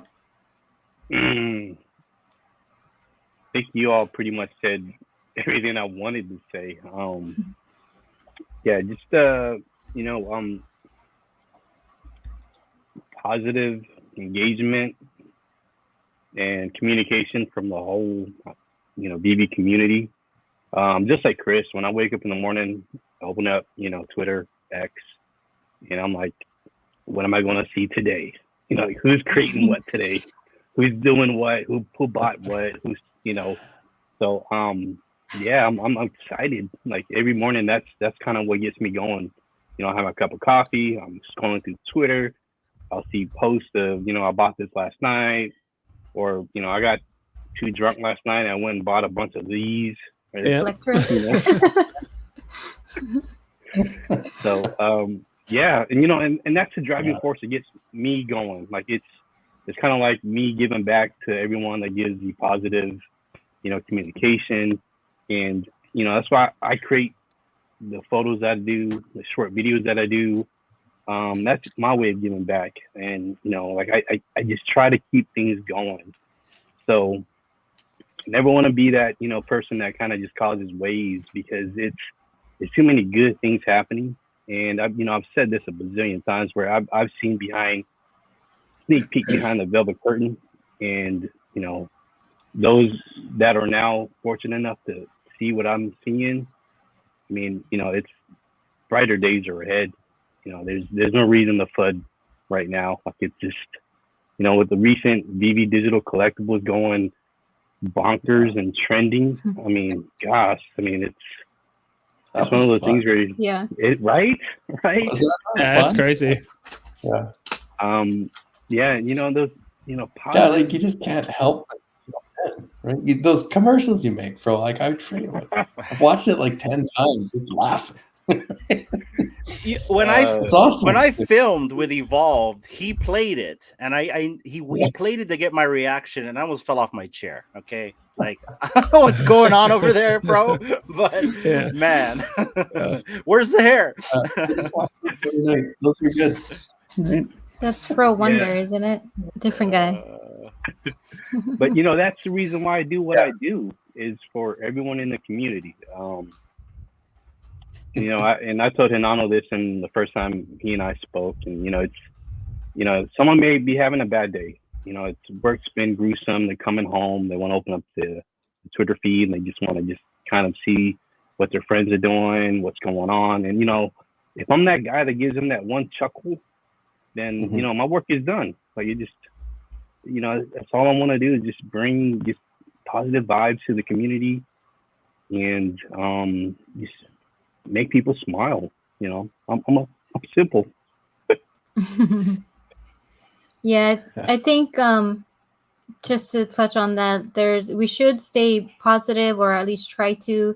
But once in a while, there are people with legit issues that are kind of like in the background, and then when they speak up, a lot of people think that they're just FUDding, but they probably need our help to get the word out. And maybe others are also having the same issues, but they don't want to be labeled as FUDders, so they don't say anything. So I think it's good to have kind of a balance, but at the same time, try and be as positive as we can and support each other. I agree, and that was really prevalent in like the bull run, like when we were doing really well and people were like selling their collectibles and stuff. Remember where things were doing really well? People were like, why are you selling this? Why are you flooring this and this and that? And people were getting like just really like ostracized. But like, why are you flooring your wall and this and that? And like, why are you talking bad about this collectible? So even at the peak of just everyone as happy as can be, anyone that gives a little bit of criticism, right? I remember back then, a little bit of criticism were like, hey, like this is probably the top, sell if you want to. People are like, no, there's no way. How are you flooding this? So definitely picking back off that, where it's like, it doesn't just happen when we're like in the bear market and everyone's feeling bad. Like even when we're at the peak, people will still get, verbally talked to that way and stuff like that. So You always got to watch too, because I mean, I just use Twitter for almost like exclusively for all this stuff, right? That's why I signed back up for it after years of not using it. But when you got 140 characters to say something, not everybody is a seasoned veteran when it comes to writing. And some people will just say something and they're genuinely concerned and they have a problem or a beef and they're looking for help and whatnot. And it just maybe comes out a certain way and they get attacked, right? And all of a sudden they're never going to say something again. It's like, oh yeah, I don't want that abuse and whatnot. So yeah, I always try and say, could be fun. I could be, I put a blog out and somebody says something. And it's like 9 times out of 10, it's like, yeah, they're coming at me. But I always respond and say, hey, you know what? Thank you for your opinion. That's great that you commented. Here's how I was seeing it when I wrote that. Let me know if that makes sense. Oh yeah. And all of a sudden I've had dialogue with people that I actually thought were coming at me, right? Because it's so easy. It's like when we used to start writing email. What if you accidentally had your all caps on and hit send, right? Person thought you were screaming. Right. It's the same thing. So yeah, and I just don't have time to be negative, right? It's just like I'm a positive wherever I can, because there's enough going on in the world right now that the last thing I need to be negative about is comic book collecting. Yeah. So I always take it with a grain of salt, right? Sure, there's things that the company can be doing faster, better, smarter. Everyone's always going to have an opinion and whatnot, but at the end of the day, to Hinano and Dee, our point about the community, like I'm just having so much fun here. And I've said this since day one. If it all went to zero, sure, I'd be upset, right? I'd lose everything I put into it. But the time that I've gained by having these types of conversations and connections I've built and all that lasts a lifetime, right? Invaluable. So to me, I have a very, fun, positive, future-focused attitude about all this. And have I screwed up? Have I overpaid for things? Sure. Have I almost listed things at the wrong price because the damn decimal problem we used to have? Sure. Yeah. Say the line, vibes. Did I break my finger when I used to have to tap a phone? Like, yeah, right. But these are all things that now, when you look back at how hard it used to be to win a drop, sure, there was bots and half-price gems and everything that was going on in there, but you still got up, right? I would get up at 7:30 for an 8 o'clock drop, and I would turn every device in the house off, and I would stand right in front of my router, and like you name it, right? Watched OG Vault, cleared out all my phone, like everything, right? How far we've come since that, right? We forget. It used to be so hard, and there was only a few thousand of us in here, right? So that's where I look forward to things like, okay, what's going to happen in the next couple of years, right? Every 2 years almost, we're exponentially gaining on the ground that we've made. So, yeah. And those are the things we're going to... Yeah, and those are the things we're going to reminisce on, right? Like the community comparatively is so small now that what's going to be in 5-10 years or whatever. Not everyone's going to know about those times where we're just, right next to our router and pressing, spamming the button, or all the issues on like the drops and so many other things that I sometimes people occasionally bring up something. I'm like, oh my gosh, I completely forgot that was a thing. Rebounds and stuff like now. Vivi's very clear with like the rebounds, right? Hey, this is going to go back on the market 15 minutes later. But before, like if you didn't watch like, OG Vault or other, like you just didn't know rebound was a thing. There's nothing on the app that actually told you that there was a rebound coming. You just had to talk to the community and eventually find it out. And there's so many like different techniques and just crazy stuff that people were doing. In order to land drops and stuff like that. So a lot of cool tricks and stuff. So a lot of that's going to the wayside. It's going in the right direction where it's like it should be not about internet speed. It should be living in Canada, like even when I would win a drop, like it would take an hour for it to arrive. Meanwhile, everybody's buying and selling, making money. Here's my head. A lot of things are better now. and those are things that Vivi, they took the criticism, right, that we're giving them, like, hey, like you should be able to, wait till everyone has their collectibles before they sell it. That's kind of the case now. You can't list anything for the first 20 minutes after a drop. Like they kind of wait for everyone to receive it. There's a few other things I think they should still do, like the security thing, in my opinion. Like I think I remember making a joke with Dino like 2 years ago or something like that. He was taking I think it was oh my gosh, I'm trying to remember, but someone like lend him a walt for like a short. This is back when trading was the thing, right? Even the concept of like trading back in the day, right? Like if Vivi never implements trading, like trading is going to be a whole different thing. But someone traded him a walt and he was taking pictures at Disneyland, you know, with his family stuff. I'm like, you know, it'd be crazy if he was taking a picture and someone just ran by and took his phone and like, you know, and at that point you've kind of just lost your collectibles, especially if they know how Vivi works. So in my opinion, like security, I think is a big thing right now, especially if someone takes your phone and they even know halfway how Vivi works. And there's a few other things too, but you know, that's probably comment by Casey. Things arrive slow. Slow by Moose. Yeah. Sorry. Real quick before I change. Okay, Chris, I think you're delayed a little bit, man. Is it windy I think it's in Canada? So yeah, that's my Moose internet speed. Before I change the topic, I wanted to bring this up. Kryptoni, I do want to talk about this. We're going to have a freestyle conversation after this, so we'll come back to this because I know this is something that kind of hit news today. But you guys, real quick, I'm going to change the topic right here, and we're getting to the tail end of everything here, and then we're going to open up the floor. And if anyone from the audience wants to come up, as long as you're respectful, you're welcome to come up and chat with us. But last talking point. Now that we have this uptrend, now that we have some wind in our sails, what's your strategy and conviction? And I'll go first just to kind of frame this. My strategy really is to sit back because this whole time I've been accumulating very quietly. I've only started announcing my buys on X just recently, but it doesn't mean I haven't been buying in the bear market, whether it be with Vivi or Cryptoys, because those are my two big convictions right here. And I really feel like, and this is just me personally, I feel like for me, the only other collectibles project that can push Vivi off the mountain, and this is just me, is Cryptoys. And mainly because of the gamification aspect, mainly because the NFTs are rigged and game ready. The issues they have, I've said in the past already, they have no marketplace. They need a marketplace. Their community's thinning out a little bit, so they got to work on that. But they've kind of changed hands with community managers, so you know, they're working on that as well. So that's understandable. But for me, my biggest conviction in this space is Vivi and Cryptoys, mainly for that social aspect with Vivi. What we just discussed, you know, the whole idea that we all met each other through Vivi, and with all this IP paired to it, it makes it fun. Not only for young people, but also for older guys like us. You know what I mean? I mean, we're all talking about meeting up at VVDCon, right? Not because, you know, we might make money out of it, although we do have that degen portion of us, but because we want to hang out. We want to socialize. Arcade hit it spot on. We need a place to hang out now, other than doing these type of live streams on YouTube to present the audience some of this, right? We want the audience engulfed in this as well.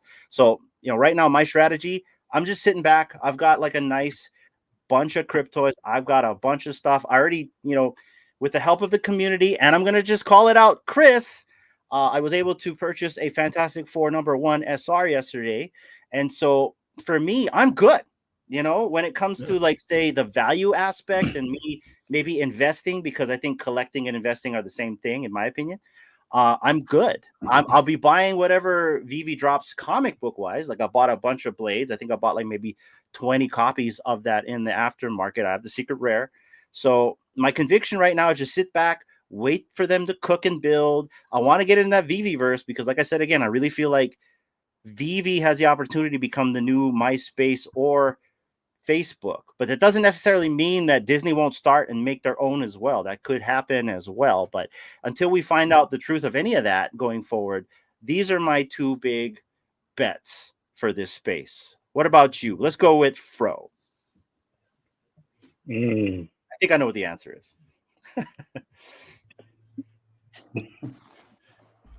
You know, his strategy is Electra. Yeah. She showed up, but you know what? You were late and she left. So hey, I got her number, Fro. Don't worry. That hussy. No, just kidding. I'm kidding. I'll sell it to you. Oh, I forgot my train of thought. Oh man. How about we go to Vibes? We'll come back or no? Yeah, come back. Yeah, okay. Go to Vibes. So Strategy and conviction. As of right now, my strategy is things are pumped. I'm going to let it cool off for a bit now. I've done a lot of my last few streams. People are like, "Oh, this is doing great." So right now, I think my strategy is starting to, as things are going down, start to accumulate some of the FAs I don't have yet. So Todd, Joker, Harley Quinn, Superman, like kind of some of the old school ones. It's like, all right, I haven't secured yet. Because I've been kind of patient with it for the most part. Still getting comics, still stacking comics. X-Men stuff is always great. I've been kind of focusing on that. And then in addition, it's also kind of leaning more towards crypto personally. I mean, I still buy stuff on Candy, but my strategy on Candy is just buy one or two, if it's a Grail comic, buy as many as I can, and then don't open them. Just leave it sealed. Don't touch it. I kind of did the same play with Cryptoys when they did the BOGO deal on like the very first Star Wars thing they did. I just bought, I think 10 of them, whatever the max was. I just max minted all of them live on stream with, the CEO and everyone on. It just happened. So I was like, I'm talking to the guy. He seems cool. I'm sure I'll max mint, but I'm not going to open it because I'm kind of making a play. I'm like, hey, the marketplace is going to be a thing later. Maybe they burn the rest. I'm not entirely sure. And then of course, just doing stuff with crypto now. Like I was completely oblivious to, like, I realized it was a thing and I had some OMI and this and that, but like actually putting in some like gaming tokens, this and that. So I do think those are going to do pretty well. Because even though I do think BV's going to do, really well in the future as crypto does well, but it does seem like kind of NFTs, more specifically BV, because it is like a gated thing. When people put money in, it's very hard or basically impossible to take money out, right? So it's not a thing you can like put money in and take it out and like flip it like you can with crypto. It's kind of one of those things where like BV started doing really well towards like the tail end of the whole like crypto pump thing. People are like, all right, I sold this, bought this, I've done this a million times. Okay, now I'm ready to like put it somewhere where I think it's going to do well, or at least things I enjoy, like comics or whatever. Then I'm going to put it into VV. So things like, NFT and all that stuff is going to be very, very well. So that's kind of my strategy right now. And of course that could always change, right? You got to be open to the idea of pivoting if certain things happen in the crypto community or VV or whatever, or another platform does something really well. It's okay to pivot. Like, okay, I was going to put, $500 here, but like, man, this other platform, it's really exciting, whether it's Pinnacle for you or whatever else. Now I'm going to put some money in there because in my opinion, the best time to jump in on like a new project is the very first one. People are always going to want the first pins, the first collectibles, the very first series of whatever it is always ends up 9 times out of 10 doing the best, unless there's something else right shortly after. But that's kind of my strategy right now, personally. Nice. What about you, Chris? I've changed my strategy so many times. We all have, yeah. Yeah, my MCP strategy was I've been on that since they started it. I'm nowhere near some of the big whales that I've had some chats with. It's like, oh my god! But I think I'm at a point now where it's comfortable. So if I do make a bid on things, it won't be devastating because I'll be able to recover quickly. So that's okay. I think if I look back over the past 2-3 months, it's definitely been chasing. I haven't got my FF1 yet. And then I'm going to be working on that. But I've gone from like the 6 or 7 secret rares that I was fortunate enough to win on drops, and now I'm closing in on about 75.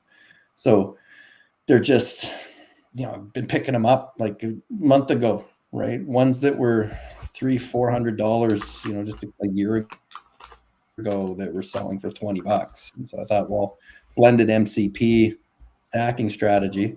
And not all of them I'll keep, right? Some of them, when they're back up to their, their bull run status, I'll flip, I'll wait.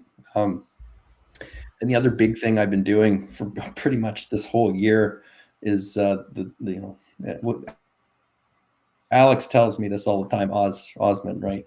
Not financial advice, but I've been dollar cost averaging into a lot of big buys that I made early on, where going through my list, or I track everything, right? What did I spend and when and all that, pretty much negated any major calamities that I was ever involved in. So I see this enough in the market, right? I still don't understand the mentality of buying something and selling it at a loss moments later. That will never make sense to me unless it's like desperation. But I would say, well, if I made a buy that, I paid $100 for something that's currently selling for $4, right? I'll buy 5 or 10 at $4. Right now they're all worth 5 or 6. And so I look at it that way, where I've been able to stack, accumulate, prepare for the next run, so that now I'll have things that I can sort of liquidate on an easier basis to then hopefully wait. My problem is always gem management. If I get them, it's hard to hold on to them. Yes. It's like, oh, I've gotten this much now. I'm halfway to what I want to buy, and it's like, oh, but look at this, right? Squirrel. So, start over. But yeah, those have probably been my things, and just anticipating, right? I'm still in this long. Like I'm 2.5 years into this, and I'm 5 years from where I think we're going to be. Right. So I'm not looking at this as what's, there's going to be another run and that's going to go great. And then it's going to come down again. And so it's just being prepared to ride these waves a little better. I think, in the early point, it was just, boy, every drop immediately buy. Now, some of the things, it's like, I'm a little more, okay, hold on a second here. Is this one going to go below retail? Probably. It's a big advantage for an old kind of school collector of comics, right? I want the OG cover. I always want the original cover. And I want the original cover, Fro, as you know, right, with special edition numbers. They have drastic meaning because it's the popularity side, right? Everybody knows that cover, right? Then I go after the rarities and the exclusives and all that type of stuff. So for me, when something drops at $10, $20 the other day for Dracula, right? And all of a sudden I'm picking them up for $8. Thank you. It's a gift. So that's kind of how I look at it. I just, stack and accumulate. And I always still remember Mr. U's wise words, right? Stack in threes, right? One to hold, one to flip, one to maybe trade. Yeah. So once that starts. And so I always try and get at least to 3. So, which I know to your point, it's going to be hard. Like because if I get to see a Superman, right? When do you sell it if you've only got one?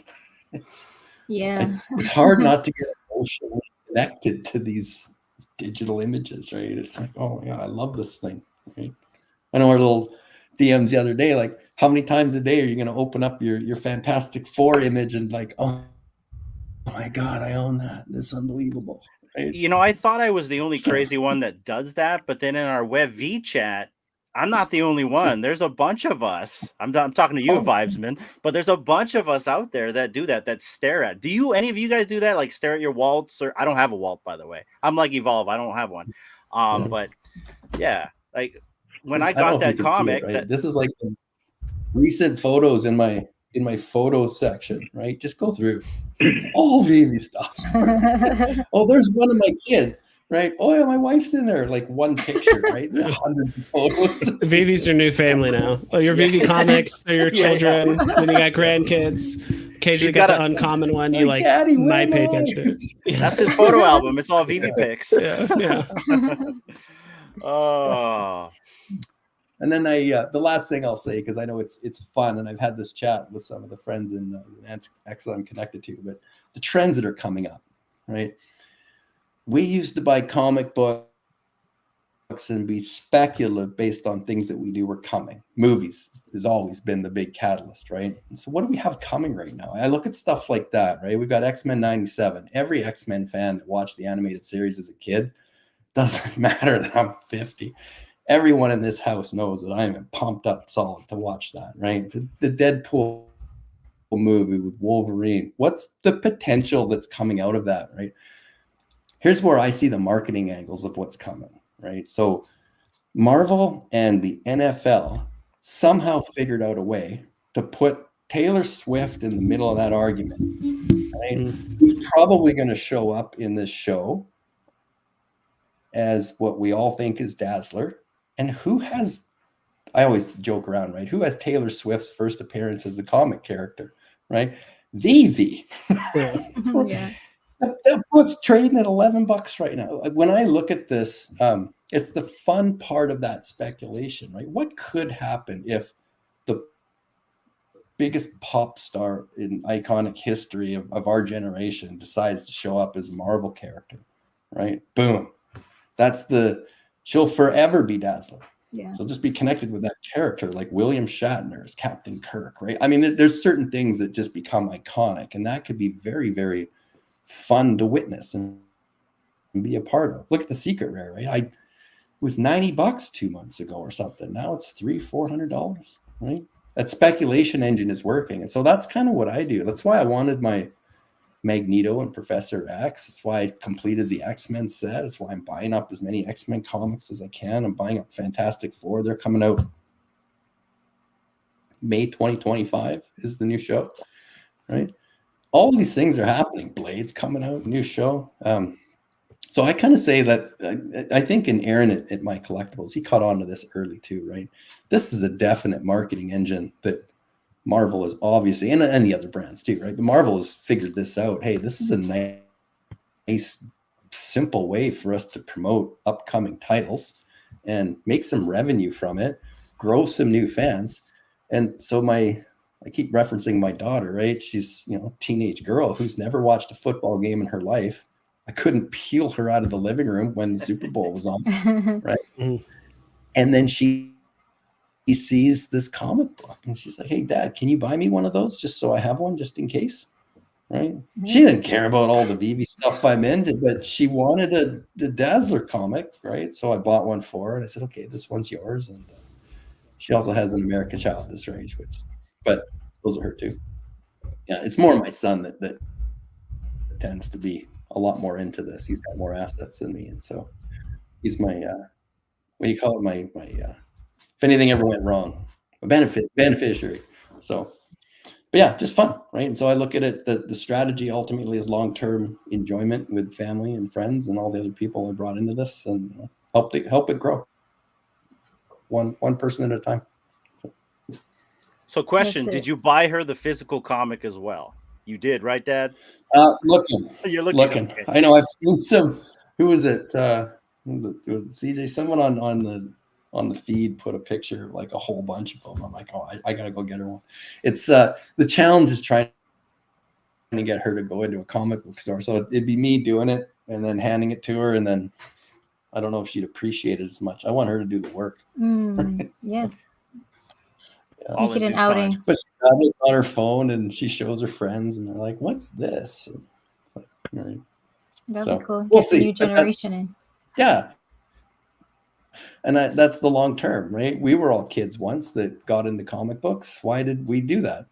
Right? When we were 12, 13, 14, it's because the X-Men were on Saturday mornings, right? Hercules and Hulk and what's the other one? I Have the Power. He-Man. Masters of the Universe. He-Man. Yeah. Right. Like, oh, yeah. Masters of the Universe, right? Like all of that suddenly became, characters and figurines. Star Wars. My God. Right? My poor parents, the amount of money they must have had to spend buying me gifts and me crying every time I need another stormtrooper. Right? I think the parents are getting it worse. So yeah, you now. carry that. Oh, yeah. Yeah, I don't want these $40 bike scouts. I want $5 run of the mill. Let's go. Fill the vault. So, and D, anyway. What is your strategy and conviction with the current uptrend? My strategy is so specifically on VV, I tend to collect more comics than collectibles. So I had gone in and I sorry, I got distracted. And I noticed that I have like a lot of more collectibles than I probably should have had. So I started selling all those. Most of them for like at a loss, but then I got gems. I got enough gems to buy more comics. And then now I'm going through all my comics and I'm like, okay, I'm just going to try and get one of each that is a first appearance. And so I was looking and I'm like, all of these comics are first appearance of something or someone. So I'm like, okay, well, I guess I have to get all of it now. So I am just slowly putting some gems in and going for the comic drops, at least one in the store. And then depending on what I land on, I would go in the market to buy like a like either a common, uncommon, or rare. I'm really liking the rares nowadays. Mm-hmm. What was the one was it yesterday's one? The rare was so nice. The with all the different characters on it. Was it yesterday? With all the Spider-Mans. Yeah, the Miles Morales comic. Yeah, that one is really nice. So I'm still trying to get one of those. I want to get like all the covers for that. But yeah, then just depending on what's coming up next, I would probably inject more gems in to get at least one of each comic book. Yeah, that's it. Nothing like too crazy. It's like double quill, right? Just one of every uncommon. Yeah, it's so cool, right? That is cool. Yeah. Yeah, and you brought it up. You made a really good point about like these high mint comics. Like a good example is like say Marvel Comics one, right? What is it, like a 60,000 mint run? But if all like say 10,000 of us own 6, they're gone, right? So stuff like that. But Fro bro, you've had some time to think. What is your strategy and conviction throughout all this?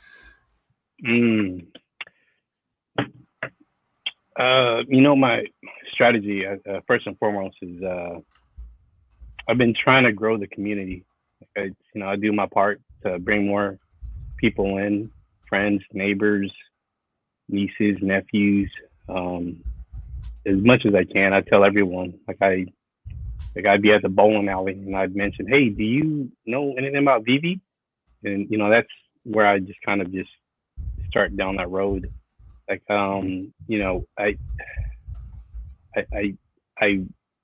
firmly believe that to grow the community, we got to get more engagement, and if it takes, each one of us to just mention it to someone, a coworker, friend, neighbor, and I think that'll get the job done. I mean, you bring in one person, that's one more person we had today than we had yesterday. So that's kind of like my big thing is just trying to spread the word, spread the love, and spread the positivity. And I trying to get more engagement, basically, just to bring more people on board. And once I show them what AR can do, and it's pretty much a slam dunk, they'll open up. Like just the other day, my brother-in-law, kind of, he opened an account, never really bought anything, but I kind of went back and showed him like, hey, dude, this is what's coming, and this is what you missed out in the last 10 months. He's kind of like, what? Oh man, I missed out. But he's now looking back into it, and I think he bought a couple more collectibles just the other day. So it's just, all it takes is just someone to show another person. And that's kind of one of the reasons why I made that commercial was, just it's funny. It gets people like, what is Vivi really? So, that's kind of why I did that. And that was, mainly for Evolve and Hinanu's Between Two Walls. So he had asked me to make a commercial, and I said, I'll make something, but it'll be more like a Vivi commercial, just to, just bring humor and some laughter and get people talking about it. And but yeah, as far as buying wise, I've been picking up everything left and right. I'm just a buying fool half the time, Chris. Like I spend so much more money for special mints than I've ever done before, but I enjoy it and I love it, and I'm never going to sell them. So like I have them. Yeah, because the hardest part, right? Once you have it, how can I? Yeah. Like how can you? Because you search so hard and so long to find these mints. When you do find them, you're like, no, I'm not going to just throw away all the hard work and love and labor that goes along with it. So yeah, I've been buying up a lot of special mints and mainly comics and a lot of the collectibles I didn't have before. If I'm just scrolling through, and this is the worst part, is when I'm in bed getting ready to go to sleep and I pull up the app and I'm scrolling through, right? New listings pop up and I just, let me just see. And it's like $10, $15 below the floor, the last person's floor. I got to buy it because it's like, you don't have to buy it. Yeah. So, I keep buying everything, and next thing you know, I can't remember his name. It's that one person on Twitter that posts where your VV wallet is, in in all of the VV, I guess, wallets combined. Frank, yeah. So I think last time I checked, that was like 150, 160 maybe. I can't remember. And I'm like, wow, I might be onto something. Maybe I could crack the top 100 before Comic-Con, It's fun. So, yeah, so that's another goal. I think Denis did that to me. Mazer, he sent me a note. He's like, hey, did you know you're in like the top 400? Like if you had 5 more, you'd be the top 2. You bugger. Right? I got to look it up. Like, what's going on? I didn't even know. But, yeah, so that there is another strategy. Like, maybe fun. Goal. So, yeah, we got the same goals, Chris. Yeah, I know. And now 1964 for Daredevil. I'll have to watch out for you, right? So we're bitten. We're looking. You made a comment earlier, Fro, about the one person at a time, and like put this in perspective, right? I play beer league hockey with a bunch of dads and all that, trying to stay in somewhat kind of shape, right? But we're up in the whole reason I play beer league hockey is so after the game, right? You enjoy a couple of pints. We're up there in the pub and we're talking, and a couple of guys leaned over, and it was like they didn't want anybody to hear that they were asking me, and they lean in. They're like, "Hey, Chris, you got some of those NFTs, right?" I'm like, "Yeah, I got a couple. Why? What's going on?" It's like, "Oh, I think like how many do you have?" I'm like, "Oh man, like I think it's like over 1,000. I don't even." They're like, "What?" Like they were thinking I was going to say 1 or 2. The mindset that maybe I had a monkey or an ape or a beeple or something. I don't know. I'm just like, no, man, you can buy these things for like $5. For some reason, you can get key comics that are worth $20,000, $30,000 in the real world. You can buy for $3 right now. Well, fill your boots, right? Try it. See if you like, well, how did you do it? Open up the app. I'm like, look, I'm not going to go down because there's people watching, right? They might think we're nerds or geeks or whatever, right? But here it is, right? Like open up the app, put in your account, KYC, so they know you're a human, put your credit card in and pick what you want. And they're like, dude, man, that's easy. I'm like, yeah. Okay, there's 2 more that signed up, right? One of the guys I commute with, that's what we talk about on the way to the rink. Man, what did you get? And you're like, blah, blah, blah. I got this Star Wars, that AT-AT thing, and I managed to put it in AR, and I was showing the guys at work. They were blown away. Like, here's a 55-year-old guy that's doing AR, right? Now imagine that, right? A 55-year-old man was able to take out his phone, but barely type a text message, but he was able to put an Imperial Walker in his warehouse and walk behind it and show his other employees what he was doing. That's that's organic growth, right? That's so fun. But to your point, Fro, right? One at a time, right? That's how you get everybody enthused. And one tells, what was the old Vidal Sassoon? I tell 2 friends, you tell 2 friends, and so on. Domino effect. It's the domino effect. Yeah. Right? Mm-hmm. Right? That's how social media grew. What's the mathematical model it's based on? The networking effect, right? It's like spokes on a wheel kind of thing. I think that's kind of how it was. Yeah. You and I only used to be able to talk 1-to-1 on a phone, right? And then they had party lines. You could have up to 20 people. And now there's no limit, right? And so that's just the progression. So that network effect will just, you've got organic growth, people actually using the product, enjoying it. And then from there it grows and develops. And so, and it's only going to get easier. I have to imagine it's going to get easier, right? I still have a hell of a hard time putting anything in my vault. I can play a PlayStation with the controller, no problem. I can play NHL 94 or whatever I still have, right? What are we up to now? 2004, right? I can do all that. But when I'm actually doing it in my phone, I'm horrible, right? I still have trouble putting AR and making my sizing right. Like I look at some of the stuff that comes in the feeds and Twitter and all that. I'm just like, man, people are just fantastic with talent. Yeah. But that's so fun. That's part of it. It's like, oh, I could do that. I just got to try a little harder. Yeah. I still got to work. Yeah. With getting people on board, I really think, there's so many times where I got some people like sign up on VV, and I wish I could just like give them one of my cheap comics and be like, hey, check this out. It's super cool, whatever it is. That's why I think they should either like enable trading at some point, right? It's almost kind of like, the first hit's free, and then after that you gotta keep paying. Or that when you sign up on VV, I really think VV should have like a VV branded comic and then a VV branded collectible, where like any new user that signs up, you get a free comic, you get a free collectible. You can't sell it. It's locked to your account, but at least it's something to interact with when you initially sign in. If there's a big VV, logo, it's just a big V. No one can buy it, but everyone gets it. It's cool. Everyone can put it in their vault, but you can't trade it or sell it. So at least it gives you something to play with, and there's a comic or you can put on a wall or whatever. Like, okay, I can kind of see how this is kind of coming together. Okay, now I'm going to put some money into the app. Like a test asset. Yeah. Mm-hmm. Yeah.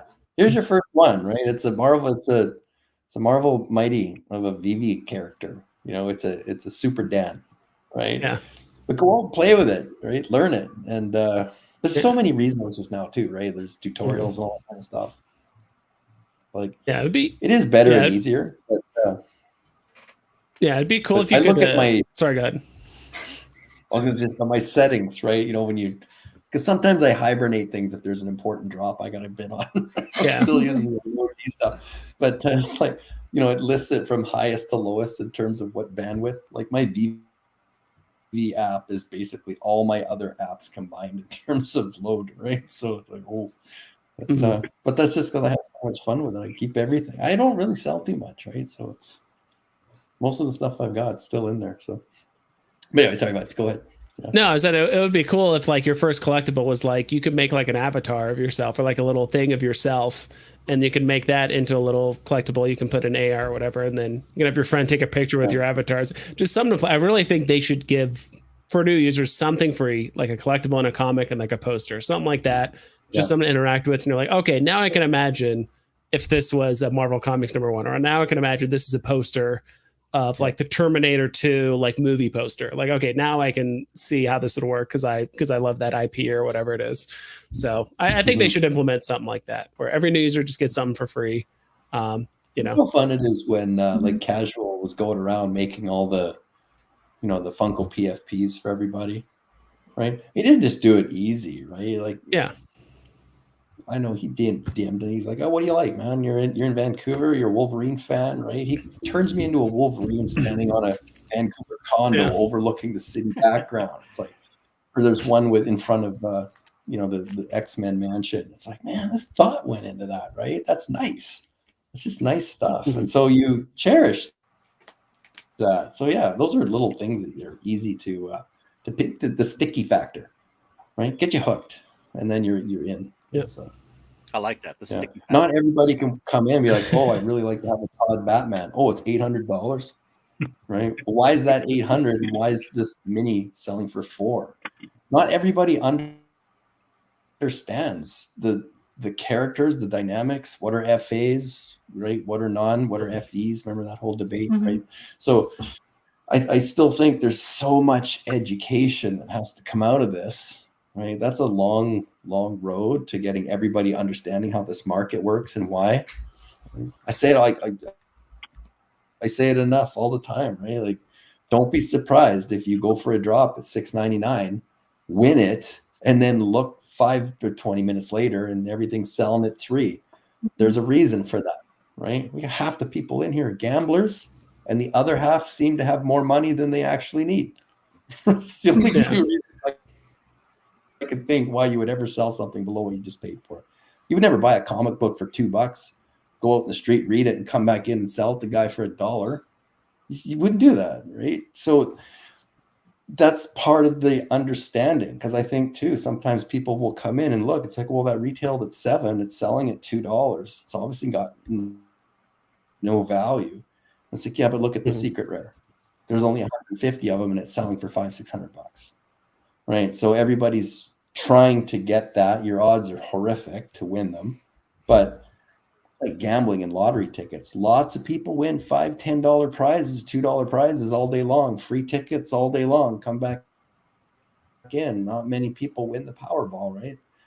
Yeah. One person out of like 600 million, but we still pump hundreds of millions of dollars into lotteries, right? It's the same mentality, but I think too that'll eventually overcome. I think this MCP thing too, like once it really gets going, I know Aaron's had some great videos on it and stuff like that. Like it's starting to come out that like, yeah, you need to hold and accumulate if you really want to be in that game. Because if you think the big stuff is coming or that you're going to be able to use those points, like I think at some point the goal was to even allow us to use MCP points to make market purchases and stuff, right? Like when that starts happening,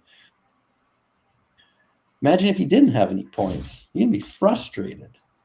And so being able to buy the assets, you know, some of them that are low price right now, look at it, there's a whole bunch of secret rares that are under $25, right? Yeah. $3 something a point.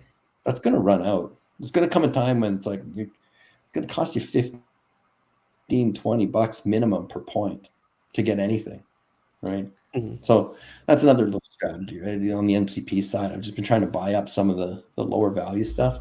You don't always need a set. They're nice to have. You know, pick up $20 stamps. Right? Aaron was buying the pens. Like, what are you ever going to do with a pen? I'm not a pen collector in real life. But at some point, that $20 pen is now $200 because that's the cheapest MCP you can get. Right? You'll sell a couple of them. So You know what's really- interesting? anyway, Go ahead, Sorry. Vibe. Yeah, Go so ahead. I really like the idea of trading MCP too. Let the whales use that as a way. If they bring back trading, hey, Yeah. I trade this for this. Okay, I think that my thing's a little bit more. The other guy could say, well, how about I give you 50,000 MCP on top of that trade? Okay, that makes a bit more sense because MCP is like it's a time gated thing, right? You have to wait and it accumulates, blah blah. But it's just like someone could trade you something and then give you a bunch of MCP. On top of it, they're like, okay, it's a little sweetener. Now I think it's a bit more even. So I like the idea of trading MCP between people as well. So yeah. True. Or maybe that's the way that you could have, I don't know, I'm just talking on the side of my mouth, you know, but like if you were going to do a transfer, right, it has to come with an MCP burn or something like that just to make it legitimized, right? Like anything you can do to protect the app, the community.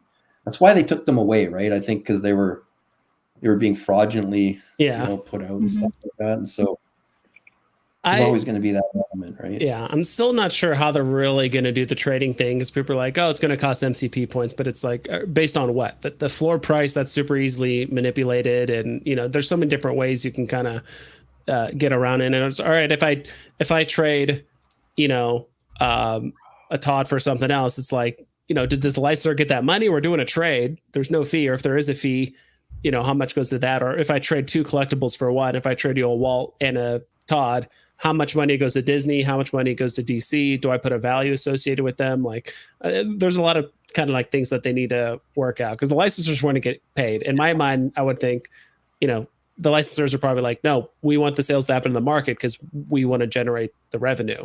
Not a trade where they kind of skip out on that or this or whatever's involved. So kind of curious to see how that whole trade aspect works out. Want to be protected too, right? Like you wouldn't want somebody that it's like, oh, this person's new, they're coming into the app, they don't really understand what the value of an Elsa is, and so it's like, oh yeah. You know, give me $100, but you know, throw in 200,000 MCP, or you know, there could be ways to take advantage of naive buyers for sure, right? And I don't think VV or their partners would want that to happen because I mean ultimately it's good for VV, but it's phenomenal for Disney if Walt goes back to $100,000 again. I mean, that's free branding for them. It's free marketing, right? It's partly why they do this. Look at what we're doing. We talk about them all the time. We take their assets and put pictures on them. We take AR photos. We go to the VV Magic goes to the park and takes photos in AR, puts that on social media, and tens of thousands of people see it.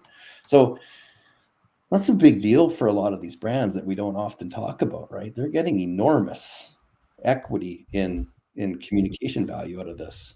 And so that's, to me, like there's I think a lot of it they're testing, right? What works, what doesn't, right? Why was that comic the other day $20? Well, find out. let it run, and limit the numbers. But at the end of the day, it all comes together that there's brand value for them to do this, right?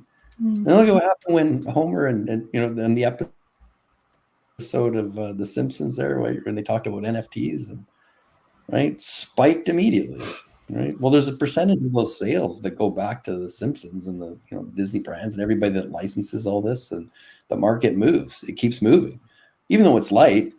Like I still kind of look at it going, this really is a collector's app. When you look at the number of assets that are not available in the market, usually it's 2 or 3% of your listings are in market, right? That means the bigger picture is like over 95% of them are held.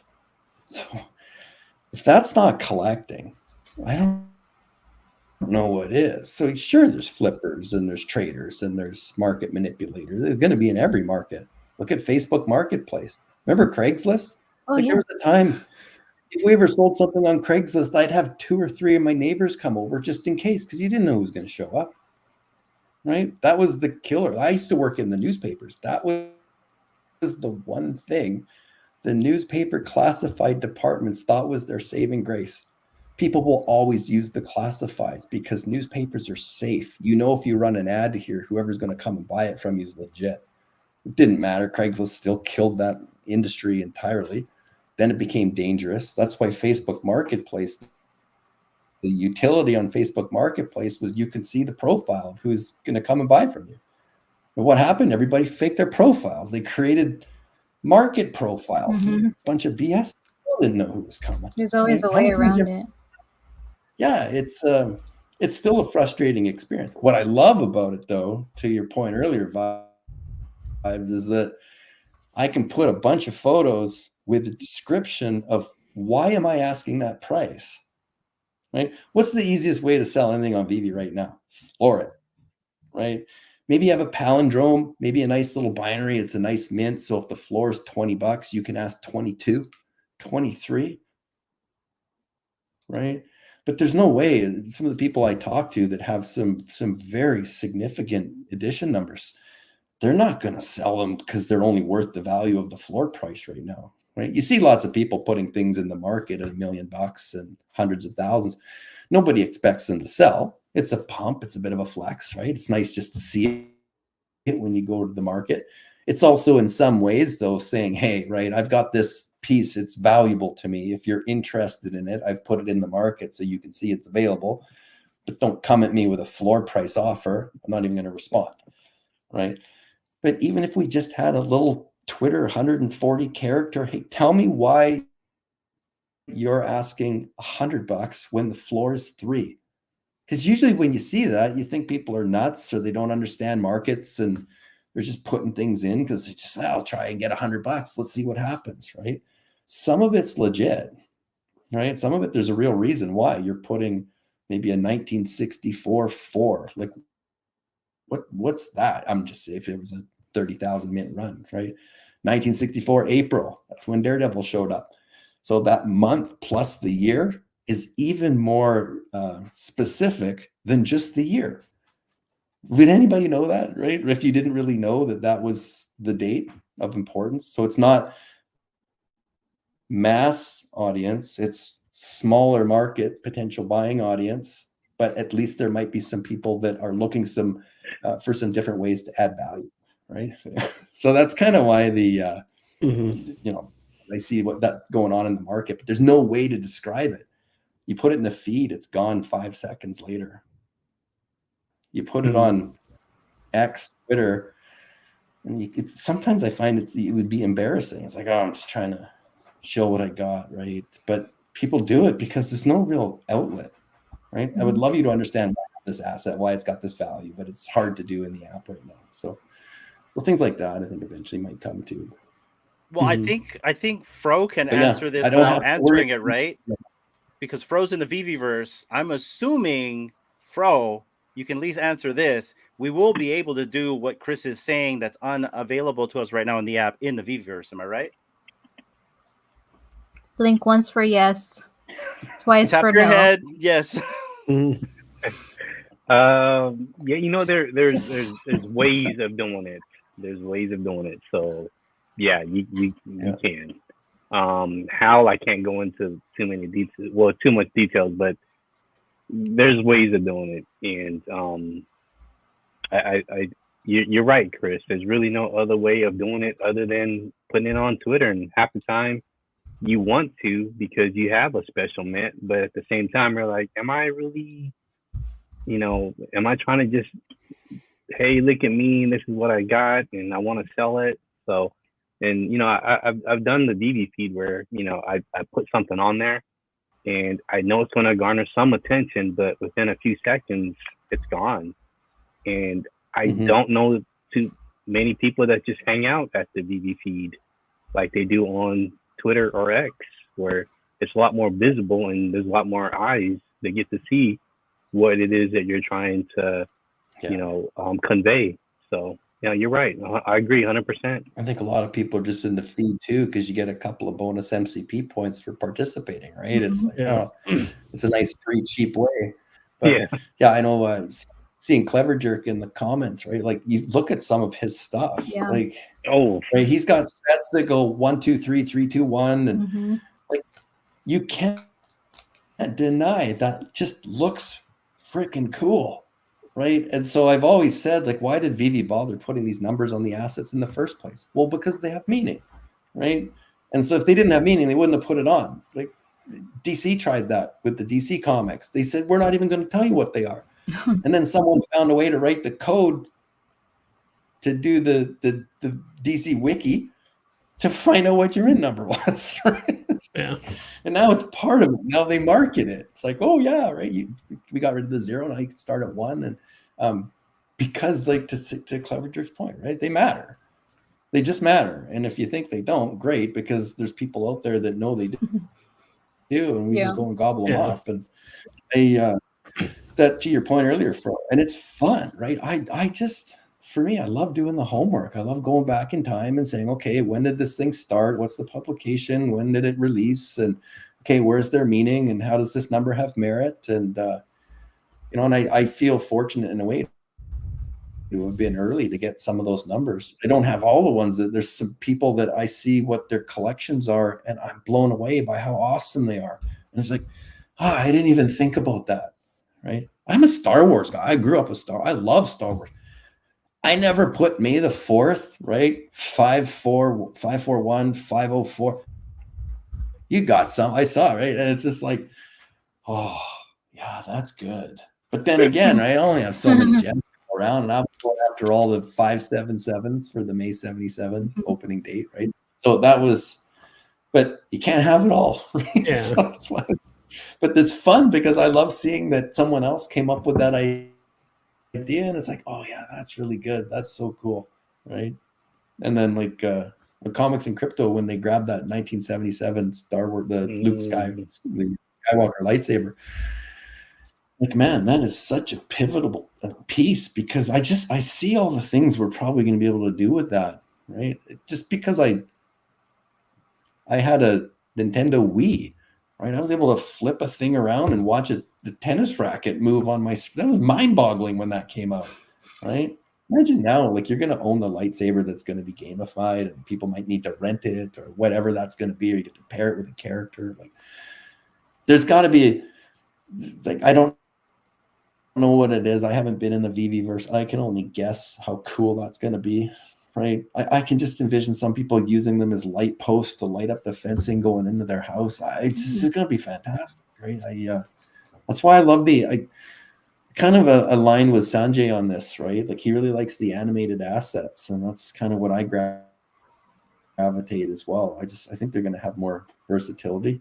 Right? I don't collect statues in the real world either, so I don't have a whole lot. But so yeah, but the animated stuff, like, I like turning it on and come up sometimes behind my wife if she's in the kitchen cooking, like, yeah.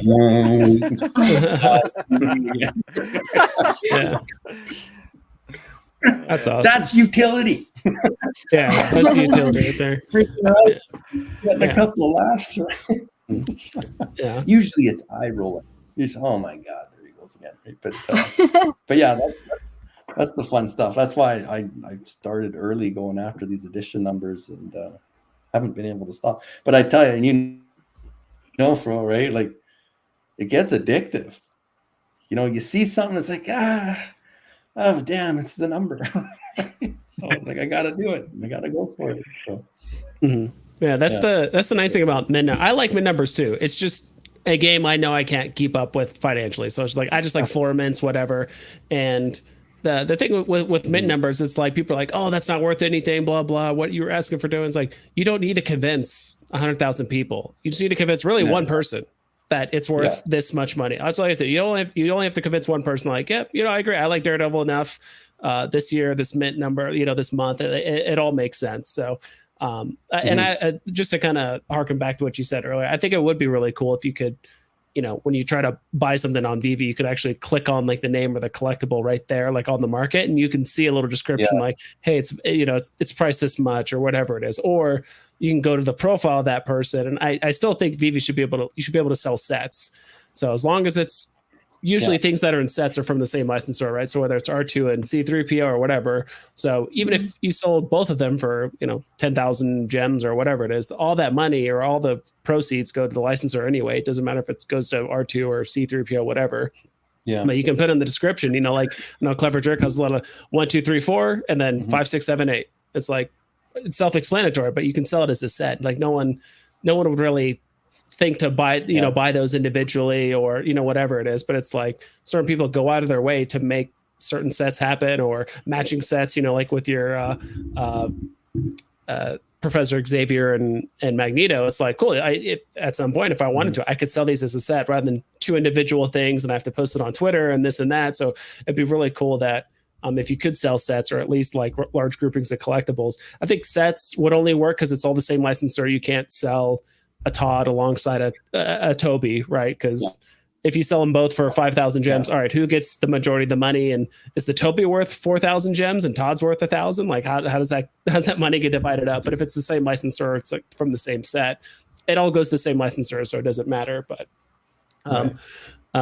cool. Actually, I do need to run, and I appreciate all of you guys here, you know, showing up here. And so Fro Ecomi, Chris, Dee and Hinano, thank you so much for having me on. I'm going to keep watching too. I'm going to be doing other stuff, but I'll keep listening. And hopefully some people down in the chat want to hop up and, you know, chat it up respectively, of course. So great Vibes. Thanks for coming, Vibes. Thank you. Gotcha. Yeah, of course. I could already see Fro's brain work when I was talking about like the raffles and other stuff. You need a message like, hey, Dan, you know, Dan and yeah, it's hopefully like, hey, they're David, watching. Yeah, it's like, hey, David, you ever thought about raffles? You know, this kind of thing or whatever. You ever thought about that? But cool. All right, put guys. a word in for us. Vibes. Have a good night. Yeah, Thank take you, care. man. Night. Thanks for coming. Bye. Have a good night.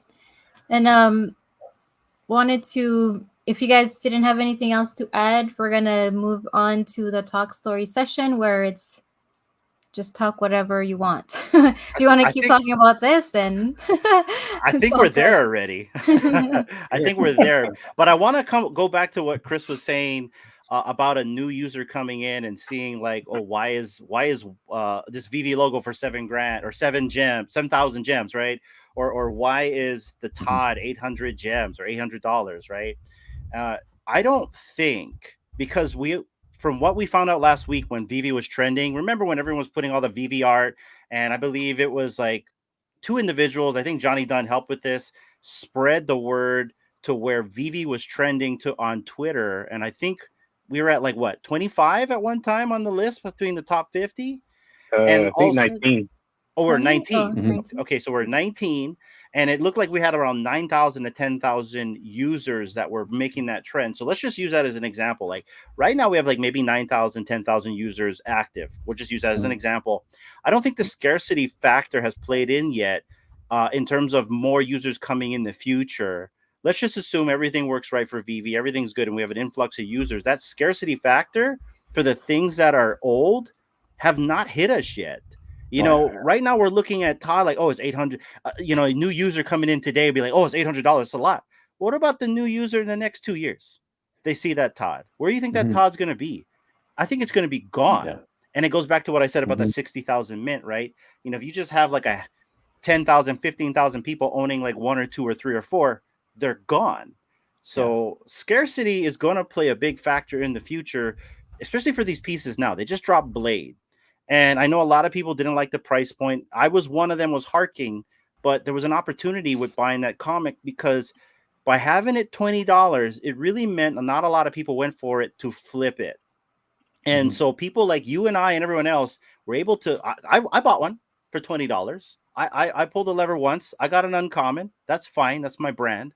But I was able to buy the commons below 7 gems. I was able to buy the rares and ultra rares before it like went over 40 gems. It created an opportunity for me to buy these. I bought 20 copies, by the way. You know, so for me, if that comic book was $6.99, 5,000 editions, and I know some people aren't going to be happy with this because they don't want it 20 gems, but if it was $6.99, it would have sold out, it would have flipped out, people would have been making money left and right on the people that actually wanted to buy the comic. So I'm just saying, what do you guys think about that? I got the 398 on that Dracula the rare, right? Just showed up. It was what's that? That's the year of the movie, right? 1998. Yeah. 39. Well, I go for that because I like August 39 is when Marvel moved on from Timely, right? So I look at that as Marvel's date of birth. So anything with a 39.8, 39.08, 839, right? Highly significant numbers. And this thing shows up under retail on a cover that only has 500 in the world. So did I take advantage of that? Yeah. Why wouldn't I? Because that's A, the number, B, I love the cover. Some of those black and white designs, I tell you, they're just stunning. And like kudos to Nicoletta and the amount of high quality art. It's not like they're coming in just putting some designs together quick, right? They're thinking about this. I know I've had this chat. I'm not a designer, so I don't really know. And I asked our creative director at work and I said, just explain this to me, right? Like the secret rare. He's like, yeah, man, that's just like a copy and paste of the panel and they make a cover out of it, right? That's easy. But what these artists are doing to create these exclusive covers, when variant cover collectors find out that these are available here and they're easy to get, it's going to be game over. Like there'll be none of them available because they're actually priced really well. Their scarcity is great, but that exclusive factor. And imagine Vivi is Amazon for digital collecting, right? And you can own their exclusive covers. Like that's just insanity. So that's to me is part of that market strategy and pricing. You know, yeah, sure, it was $20. There are people that collected it, but the market opportunity, that's often what I do too. Then like I'll go for a drop and it's like, oh, okay, I didn't get an edition number that I liked or the rarity that I like, but I paid $10 or you paid $20. And here they're now selling for $7. So you buy a few of them and all of a sudden your dollar cost average is like 9. You're still half under retail and you now have a collection. Because eventually, I don't know exactly how it works, right? I know David and the team are involved in setting pricing strategy, but they have to be doing it with the partner. I can't imagine Marvel wouldn't say, price whatever you want. They've got to be involved. So to me, you don't walk into Toys R Us and see a price tag on an item from Disney and argue it. You pay for it and you go home and you enjoy it. Right. You don't turn around and resell it. So why do we do that here? It doesn't make sense to me. Right? I've never made sense. The rant that Aaron made, that one video he had on My Collectibles, I still love that. I watch that every once in a while. It's funny, right? But that's, are you going to take advantage? If I could say, right, oh, I went for a drop and I got this random thing. It's not what I was hoping for. I'm mad. So I'm going to go and I'm going to sell it and I'm going to go on the social media and I'm going to tell everybody what a terrible experience that was. Why did you gamble in the first place then? Right. So I used to go for every drop because back in the day, there wasn't that many items on the shelves, right? So, but today, like, there's going to come a point when there are millions of things to choose from. And so that's, to your point, and like part of my DC and my stacking strategy right now has been, I didn't have enough Fantastic Four #1 commons. I didn't have enough MC1 commons. I'm going after the grails. And I know a lot of the comics that are coming out right now have high value because of how scarce they are. Not arguing that, right? A secret rare with 150 editions, like that's fantastic, right? That's not a Fantastic Four #1. That's the book that started the whole thing. Yes. Right? I mean, MC1. Yes. Yeah. MC1 was like the first comic book, but Fantastic Four #1 set the stage for the team superhero genre that almost everything is developed from. That is the book. So many FAs with that run. So many FAs with the Fantastic Four run. So many. Everything came out of that. And what did Stan say? Who did he design that book for? He didn't design that book for kids and teenagers. He designed that book for middle-aged adults that were like going through life crisis, working, just needing an escape. That's who he wrote the characters for. So that genre, that audience targeting is why that book has been so successful. It's why everybody still desires it, and why someone in the physical world will pay millions of dollars to get a high quality grade of it, because it's valuable. Our argument, this is too many of them. 60,000 is worth nothing. I tell you why that doesn't make sense to me. It's because there are more than 60,000 Marvel fans on the planet. They just don't know about this yet. That's it. You don't think a Marvel fan doesn't want a copy of Fantastic Four #1, MC1, ASM1, AF15?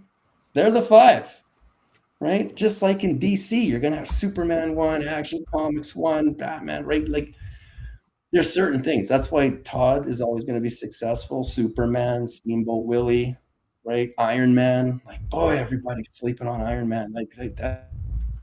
That's just one of Marvel's top characters, right? He's Mickey Mouse to Disney, right? We said this before, right? I think it was in Oz's stream, right?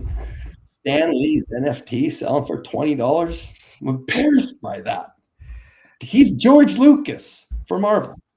He's Walt Disney for Disney, right? That's Stan Lee to Marvel. That the fact that his foundation allowed Vivi to create a signature in his name that's it's a little bit like a mighty, but man, that is compelling. That was just such a It's such a piece. perfect signature for him, specifically very cartoonish. It's his vibrantness, right? That's exactly it. Yeah, exactly. Right.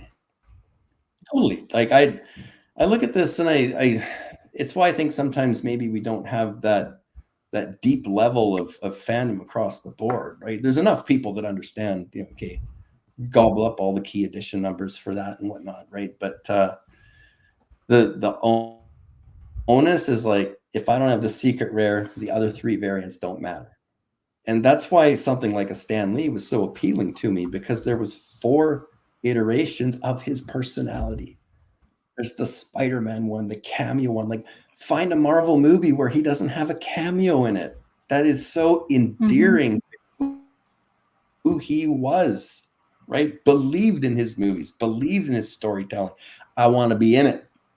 That's his brand. That's his signature. He's a part of it, right? So I look at things like that as common.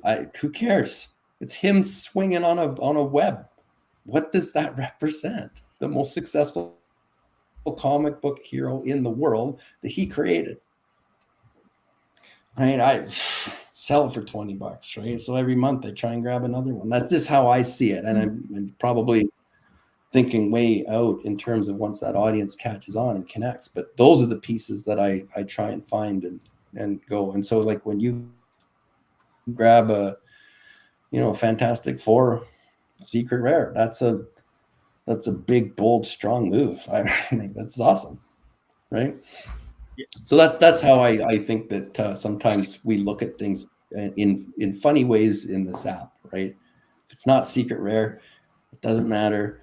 If it's not super popular, it doesn't matter. If it's not mainstream today, or if it has too many editions, right?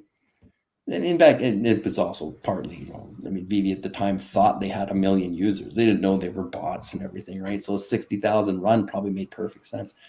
Mm-hmm. But still today, right? How many I don't know what I have. I think I've got 15 or 20 Fantastic Four number ones, right? If I'm one guy with 15 or 20, how many other one guys are out there that have 2 or 3? Times that by right? 9,000 users. Just do that. So, All 9,000 had 2 or 3 copies, right? There's 25,000. That's a third of the inventory. It's gone, right? So when you actually look at what's in the market, this goes back to my point, right? There's only 200 or 300 left out of 60,000. It seems like a lot because the people selling them have to keep undercutting each other to try and get their assets sold. So they just chase each other to the bottom, right? That's how internet advertising worked, right? It's all sold on a CPM level. You used to go to whichever city you're in, what was the biggest newspaper in town or the biggest television station? They sold 1,000 ads on their website, and the old price was about $50 to get 1,000 ads. And then the next newspaper started doing it, and then the next one, and then some guy with a blog started putting ads on it, and all of a sudden everybody's like, I want the inventory. And they ran it down to the point you were buying these things for $1, not 50. Same ad, same people reading it, just pushed the pricing point down, trying to steal from each other, really is what it was all about. And so now it's that market's come back, right? Do you know what works? The $50 CPMs. When they're all loaded with data and the fantastic targeting capabilities, they become valuable to the advertiser because they drive a response and they work. Always value, right? So that's why I think find the value products, but also go for what you like. I mean, it's still collecting, right? Some people just don't like Fantastic Four. Hey, I own 5 Galacticas right now. I had 6, I sold 1. So you know what I mean? I thought I'm the only one that would buy them, but someone bought one off me. So I get what you're saying. Yeah. But real quick, Fro's got to leave soon, and so do we actually. Yeah. We're just running out of time, you guys. So I hate to stop you right there, Chris. Yeah, no. I think what we're going to have to do is we're going to have a part 2 with this, because there's just so much to talk about. I wanted to talk about the Fantastic Four 1 SR that not only Chris helped me or helped facilitate in getting that for me, but also the wonderful community members that kind of stepped in to help me get to my goal. And I'll just leave it at that because I just kind of want to keep things private.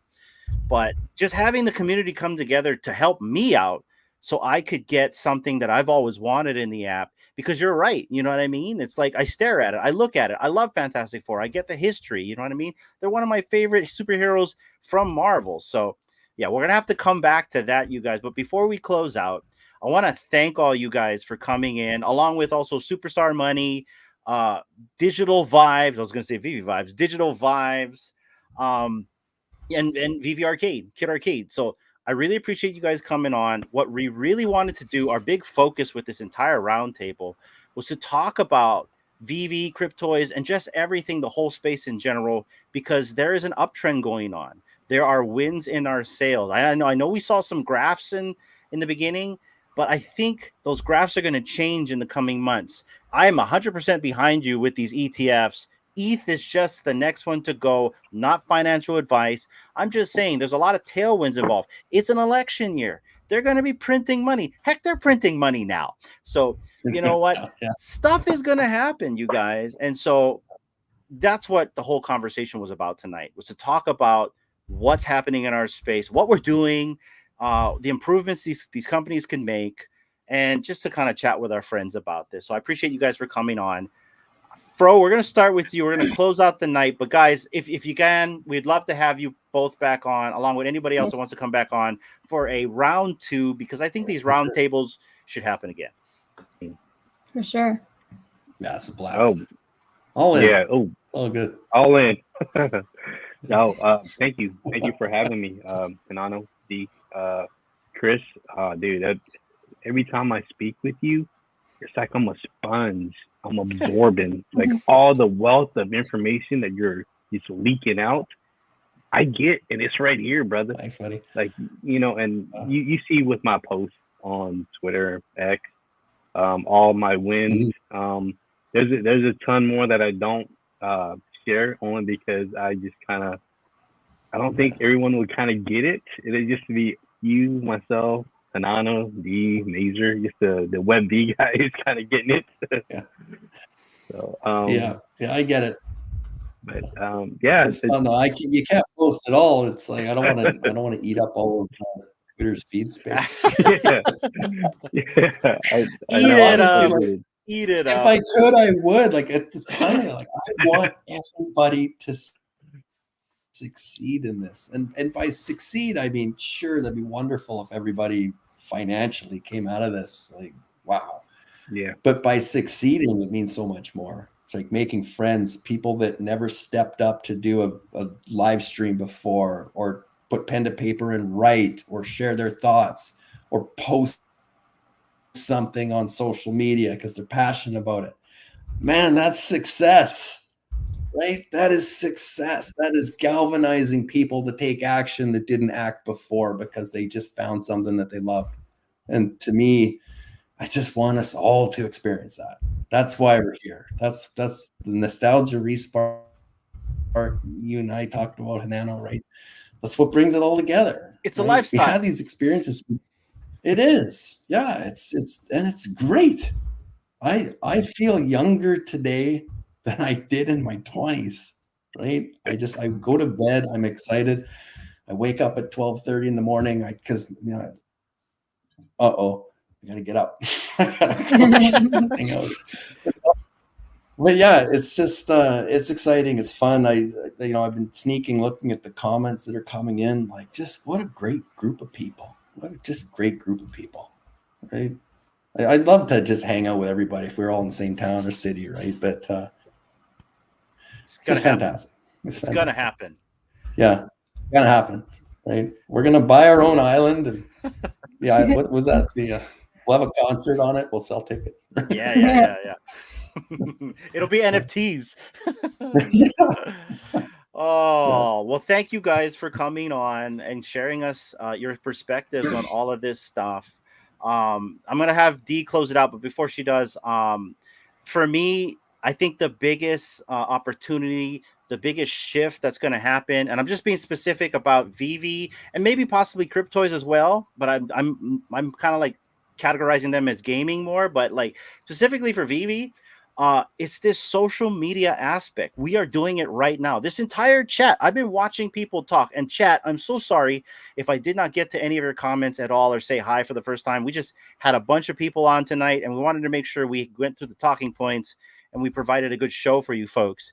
But that social media aspect right now, this chat, everyone watching now on YouTube and X, everyone that's going to be watching this replay is a part of that social media aspect that I see. The debates that go on X and Discord, the Fudders and the Moon Boys, whatever you want to call it, it's all part of that social media aspect, because it happens in Facebook, it happens in Instagram. People fight over things, whether it's silly or prevalent, it doesn't matter. So that social media aspect to me is big, it's valuable.